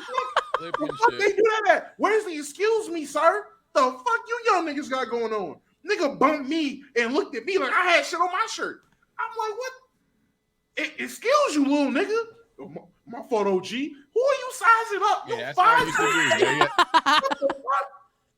My pop said a couple of years ago he'll never forget the funniest interaction he had with a young nigga, and he said that's how I know these young niggas is different. He got stopped at the light. The nigga tried to wash his car and shit like that, and he was like, "Hey yo, can I hold 5 or whatever?" He was like, "Man, I live around here, man. Why you doing this to me, man? You got a Gucci shirt on, don't you? What you need $5 for?" He's like, "Yo, my fault, OG." Nowadays, that nigga on a shirt. That nigga on a shirt. Niggas on a shirt. So it's different, man. It's definitely different. Yeah, no, that's tough. That's tough right there. Let's bring up some people for the Q&A, man. Big Q&A. Let's bring up Brain. Yo. Yo, you can hear me? What's good, man? Yeah, we're good. Yeah, I was just gonna say, like, I just pretty much finished my first semester of college almost. And I feel like college is a lot easier than people made it seem. Like, I know you, B-Souls and Sage graduated, Damo dropped out. Like, my main point is that what my understanding my understanding is that, like, so long as you go to class, you pay attention, it's mad easy. Yeah. Like, I'm about to make Dean's List, and it's like I'm doing it just to prove to people like this shit is not easy. I'm gonna be honest, man. Like, college was easy. It's just the distractions of I don't know your situation, but for a lot of people, this is their first time getting a taste of true freedom, being able to do whatever the fuck they want to do whenever the fuck they want to do. They can skip class and they will not check attendance. You can not do homework and they will not press you for it. Hey, they're going to press you once you can't pass it and you can't move on to the next class. But, like, you know, just that level of self-accountability that a lot of young people just have never had up till that point. But, yeah, as long as you go to class, every class, because I swear to God, if you miss one, you're behind like 2 weeks, it feels like. Go to every class, pay attention, do your homework, do the assignments on time, don't procrastinate, you will be fine, bro. That shit is easy, to be honest with you. Yeah, because I was talking to my friend. He's like, bro, I'm about to fail this class. I'm like, it's because you're not going to class. Like, you're with me playing basketball at the gym instead of going to class. Yeah. You were part of the problem playing basketball with that nigga when he need to be in class. It's my free time. It's his free time. I tell him to go to class. I'm with my other friends who don't got class, but he got class. I tell his dumb ass to go to class, but he don't listen. Y'all checking up with him, and he's the fifth. I feel it. I know how this goes. I ain't gonna lie. Yeah. I agree with a lot what you guys say on college. The only thing I'll say is that that scam shit, I ain't gonna lie. I'll never be 100% when it's not, because the dollars is crazy. I have a cousin that literally just got news that their loans, I don't know how, maybe this is something they missed, but their loans is basically for 2 years that they ain't even fucking finished school. Damn near six figures. I'm like, nigga, what? Like, they was out of state. So, like, there's so many ways of college, like, they give you the idea that you can do shit, do it how you want or whatever, and then that shit smacks the hell out of you. And whether I will never. When I seen that number, I'm not gonna put their business out there. When I seen that number, how much they gotta make up in no, bro. Niggas is not gonna convince me that shit is potentially not a scam. Now, if you're on the forum and you want to hold that person accountable, that's cool. That's fine. That's dandy. Still no reason in hell, even if they didn't know that it cost that fucking much. That shit was ridiculous. I think there is a predatory aspect of it, because I agree with Omar on a lot of the college issues, but like I still think there's a level of predatory to it because of the fact that a lot of these institutions know that coming out of high school, motherfuckers do not know what they want to do for the most part. You know what I'm saying? Like, only a select few like actually know what they want to do. But throughout the whole application process, they're pressing, college is the next step. College is the next step. You got to do this or else you're gonna fucking fail type shit. And then you're pressured to go to this college, get this loan that you don't even know what you're getting into. You don't know what the fucking interest rate is. I'm gonna be honest with you. I didn't know what interest rates were until after I fucking graduated college. How do you not know that? Shit, who taught me? They was too busy teaching me why. They was too busy teaching me y equals mx plus b. What the fuck? I ain't That's that easy too. And no, that is easy. Too bad they ain't got nothing to do with fucking interest rates. Like, damn. Interest rates are simple. It's either no, they're simple. I know now. I know now. I know now. But they're not teaching you in algebra too. That's when they taught me what interest was. They did, but it wasn't applied enough in my life. It wasn't applied as pressure as it was things like the quadratic formula, and then the teacher would gaslight you and say some shit like, "Okay, you're gonna need this in real life." See, that's interesting because my teacher was very much like, "Oh, this will be important because of student loans and stuff about compound interest," and I forgot the other one. He's like exponential interest or something. You sound like you got a good education. But that was the other thing of like, this is online. I was paying attention too, so I was like, that's already my instincts of being able to lock in. I feel it. But and then my other point about like your cousin being 6th grade debt, like a lot of people just go to college first. Like I live in a city, so I can go to my local college and still live at home. Some of y'all just got to go to your community college, get that associate degree, whether it takes like 2 or 4 years for like, what would that be, 4 semesters, so 2 years. But you could take 4 years on that and still graduate at 18, be 20, and then take that associate, do something with it, or just don't go to college. I think there's different ways of using college financially that we just don't think ahead enough. Yeah. I will say this. Chat wants me to press you on your major. Major check. For your major. All right. My major, y'all not going to know, it's called urban planning, which is like city and design. It's like architecture, but on the city level. But right now, well, you got to understand, I don't know how it works at every college, but for my college is you get GEs. So I'm just doing all those like English, math, like what else I got going on? Statistics is real simple. Yeah. Like, no, it's just real simple. I just wouldn't dare do it, but I know what it is. I feel it. Hey, you won the major check. So. I'm say this. Yeah. All right. Appreciate you, man. Peace, my boy. Let's bring up 2 more people. Let's bring Gradelli, man. It's been a minute. This is literally a fit that I would wear. What's good, y'all? What's good? What's good, What's y'all? good? What's good? What up? Oh, y'all going to DreamCon? Probably. Yes. It's happening again? Probably. Okay. I got a question though. Probably. How good is Omar at basketball? I mean, I'm some yeeks, but I'll say Omar, you know, hash slingy slasher. He can go left. He can go left for sure. Not scared of contact. My dog is all right. My dog is he's the most skilled player. Yeah, my dog how tall is he too? How tall is he? Dog. How tall is he? 5'7", 5'7", 5'8". Okay, so me and him like the same height. Okay. Me and him like the same height. I want that once. I saw a tweet saying he could beat 90% of his followers on Twitter. You did 10%? So you 10%. No, I need some motivation to lose weight. That's the thing. So your motivation to lose weight is Omar? Yeah. Why? Okay. Yeah. What's y'all? Do you want to be? You want to be? Okay, let me stop. Nah, I need to lose weight for real though, y'all. I ain't gonna lie. Nah, I do too. Me too, man. I feel you. I feel you. Hey, y'all trying to put the weights out there? I ain't scared to say trying my to lose weight weight to beat Omar? Hey, I ain't scared to say my weight right now. Maybe y'all niggas. I don't know my weight right now. Like maybe y'all need to, for the creators, maybe you need to make a Discord thing out of it. Something. I don't know. Maybe you just need a brother to go to the gym with. Y'all could. Man, Nah, I lose like 20 pounds. That's then what I'm I like, need. damn. I ain't gonna lie. I need a What the motherfucker heck? to That's what I'm gonna I'm be saying. honest. The food is the bigger problem with me. I'm I saying be- DoorDash. I be eating. DoorDash. You can eat and lose weight though. I say you just gotta work that shit off. That's the problem. You just gotta work it off. I ain't working shit off. I ain't gonna lie. Nigga, when I was Type eating, I ain't shit. gonna lie. No, hey, Hey, we about to say it for a reason. hey, nah, so I think I got hella weight on you. I ain't gonna lie. I think I got 50 pounds on you, bro. Damn, you closer to 3? Because he got bigger arms. Okay, you might, you might. Come on, bro. I know you're under like 240. Yeah, you're under 240ish, 230ish. I'm Right, probably y'all gotta. I don't know if y'all can have like an E cord of y'all all doing a workout. Nah, or that's something. crazy. I don't know what. I feel like because I don't want to say personal trainer because personal trainer is bread, but I just feel like y'all need a brother or somebody who know what they doing. Damn, someone's 325 in the chat. Go to the gym. Y'all be straight. Do you think a personal trainer is more valuable than a dietitian? Like a dietitian that you can hit up Definitely type shit? clears. Oh my god, clears. Disgusting clears. Y'all got tats? Damo, you got a tat? Nah, nigga, I hate needles. What? What's your big ass? Like you got well, you do got tats, don't you? Yeah, you do. Yeah. I got the tap one. I got the a tap good one. I want to amend that. With your big ass. Some personal trainers is just a born fit ass motherfucker get lifting weights and charging you.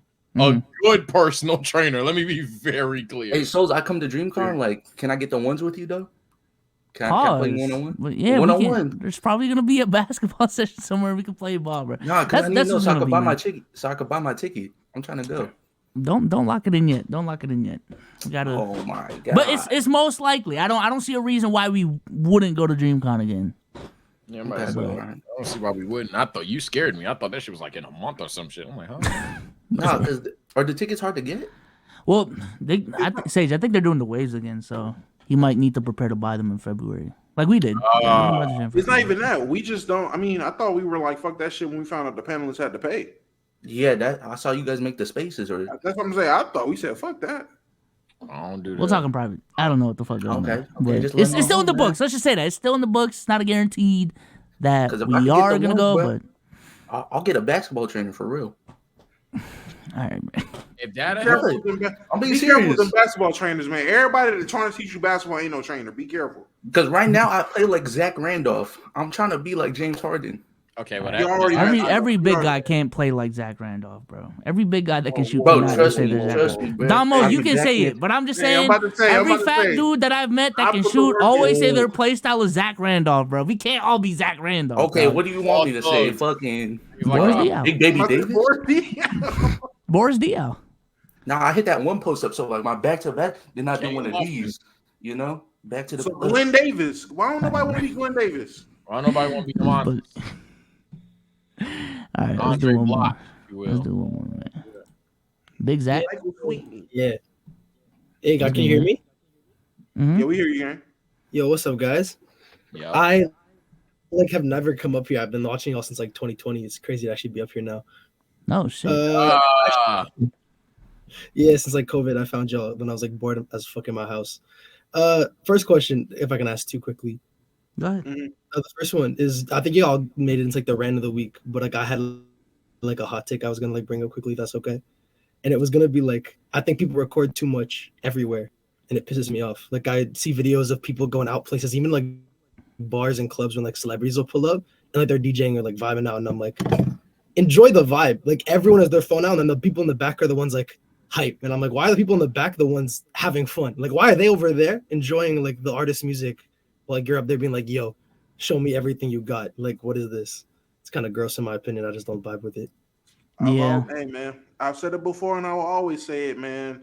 The 70s, 80s, 90s, even 2000s, those live events, those Coachella pictures, all that, it looks so much more fun because everybody is living in the moment. Enough people do not want to be in the moment in today's day, and that shit's sad. Going to a concert just to make sure that your phone's in the right place and essentially you're rewatching the concert on your phone for your fucking story is sick, bro. Like, yo, put your phone down, pick your drink up, pick your blunt up, or put your hands up, even if it's a natural high. Whatever it is, enjoy the moment. Enjoy the vibes. Enjoy the music. Enjoy the people. Like, That shit is so sad. We got away from that.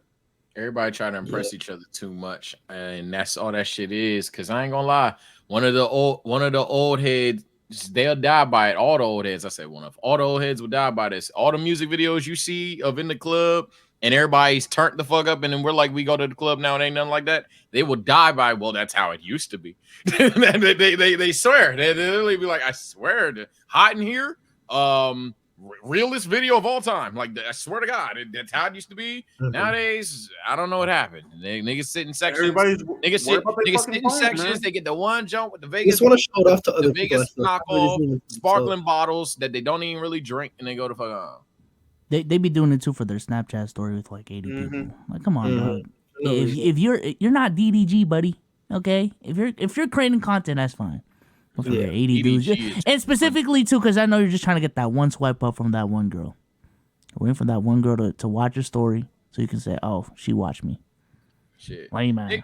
But that goes back to me telling niggas to just stand on business. If you want to jump to fuck with you for bread, just post the fucking bread. Fuck it, no balls. Money spread. Do it. I'm about to say, go post a new car with some money in. Fuck it, be a head ass. That's what you wanted, nigga. You gonna get it. Do it all. Don't like just a little bit. My second question quickly was my friend, and my friend is like, me and him are both into rap music, and I obviously listen to you guys' takes throughout the year. And he's had the idea of like starting a podcast recently, and I'm since watching you guys been like, oh, that sounds like a great idea. What's like any advice, any tips I can get from you guys since y'all are doing really well now? On starting a podcast? Yeah, just of any amount. Like we have mics and, we have mics and equipment because he's in journalism and like he has his own equipment that he has to buy for class, so he has stuff that we can use. So like it's more just about like what we should do on the personality front, on the front of like talking to people, making like going popular, you know what I mean? Recognize that all of you are different people. You'll have different end goals, but you need to all come together and realize what all of you can do. Yeah. Wait, is this Glow Zach? Are you Glow Zach? No. Oh, okay, damn. Okay, yeah, he saw LEDs and thought he had a bar. I hate him. No. There's this dude in Omar's stream when he was doing an R&B stream. He went put two. No, it's the whole thing. But yeah, just recognize everybody's strengths and weaknesses. I feel like one of the major breakthroughs for Keep It a Buck is when we realized, okay, X person sucks at this, Y person sucks at this, X person really wants to do this, Z person really wants to do that. You're working with multiple people. There's a reason why people, I'm pretty sure Soul's gotten it maybe to a lesser or higher degree. Same thing with Damo. There's people that say, hey, you don't do X on the pod, you don't do Y on the pod or shit like that. Because at the end of the day, you have more time to get your shit off on your solo platforms or in real life. But you're sharing that one platform. Enjoy it, have fun, but just recognize everybody's strengths and weaknesses. Yeah. To build off of his point, I think chemistry is really important when it comes to any group project, but specifically when you're trying to make content. It's just gonna affect you in the long run if people can legitimately tell you are not having fun. Yep. Y'all are just some random dudes who, hey, let's start a podcast because I heard there's a lot of money in it. It'll just show off on camera. The videos will not do well because the energy's off and shit like that. So chemistry is the biggest thing. But on like a strategy point, yo, get them clips out, man. I ain't gonna lie. If you're starting from scratch and you do not have any connects, the best thing you can do, get them TikTok clips out, get them shorts out.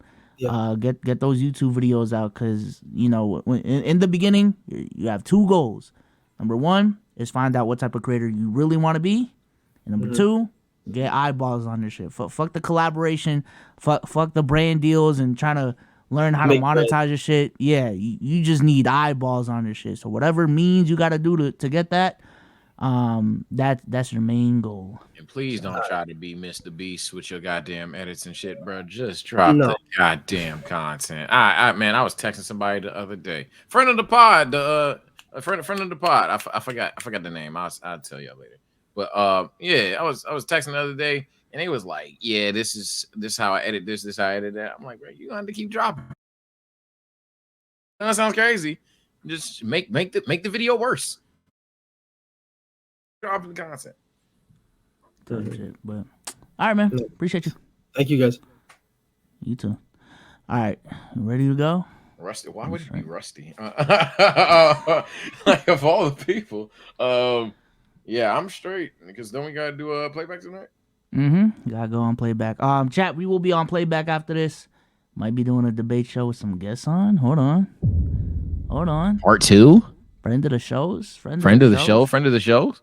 Type shit. So we're gonna be on playback after this. I don't know which games are on, but we gonna go. Let's keep it a buck after dark on there. I think that's for when we raid post pod. That's playback. Let's keep it a buck after dark.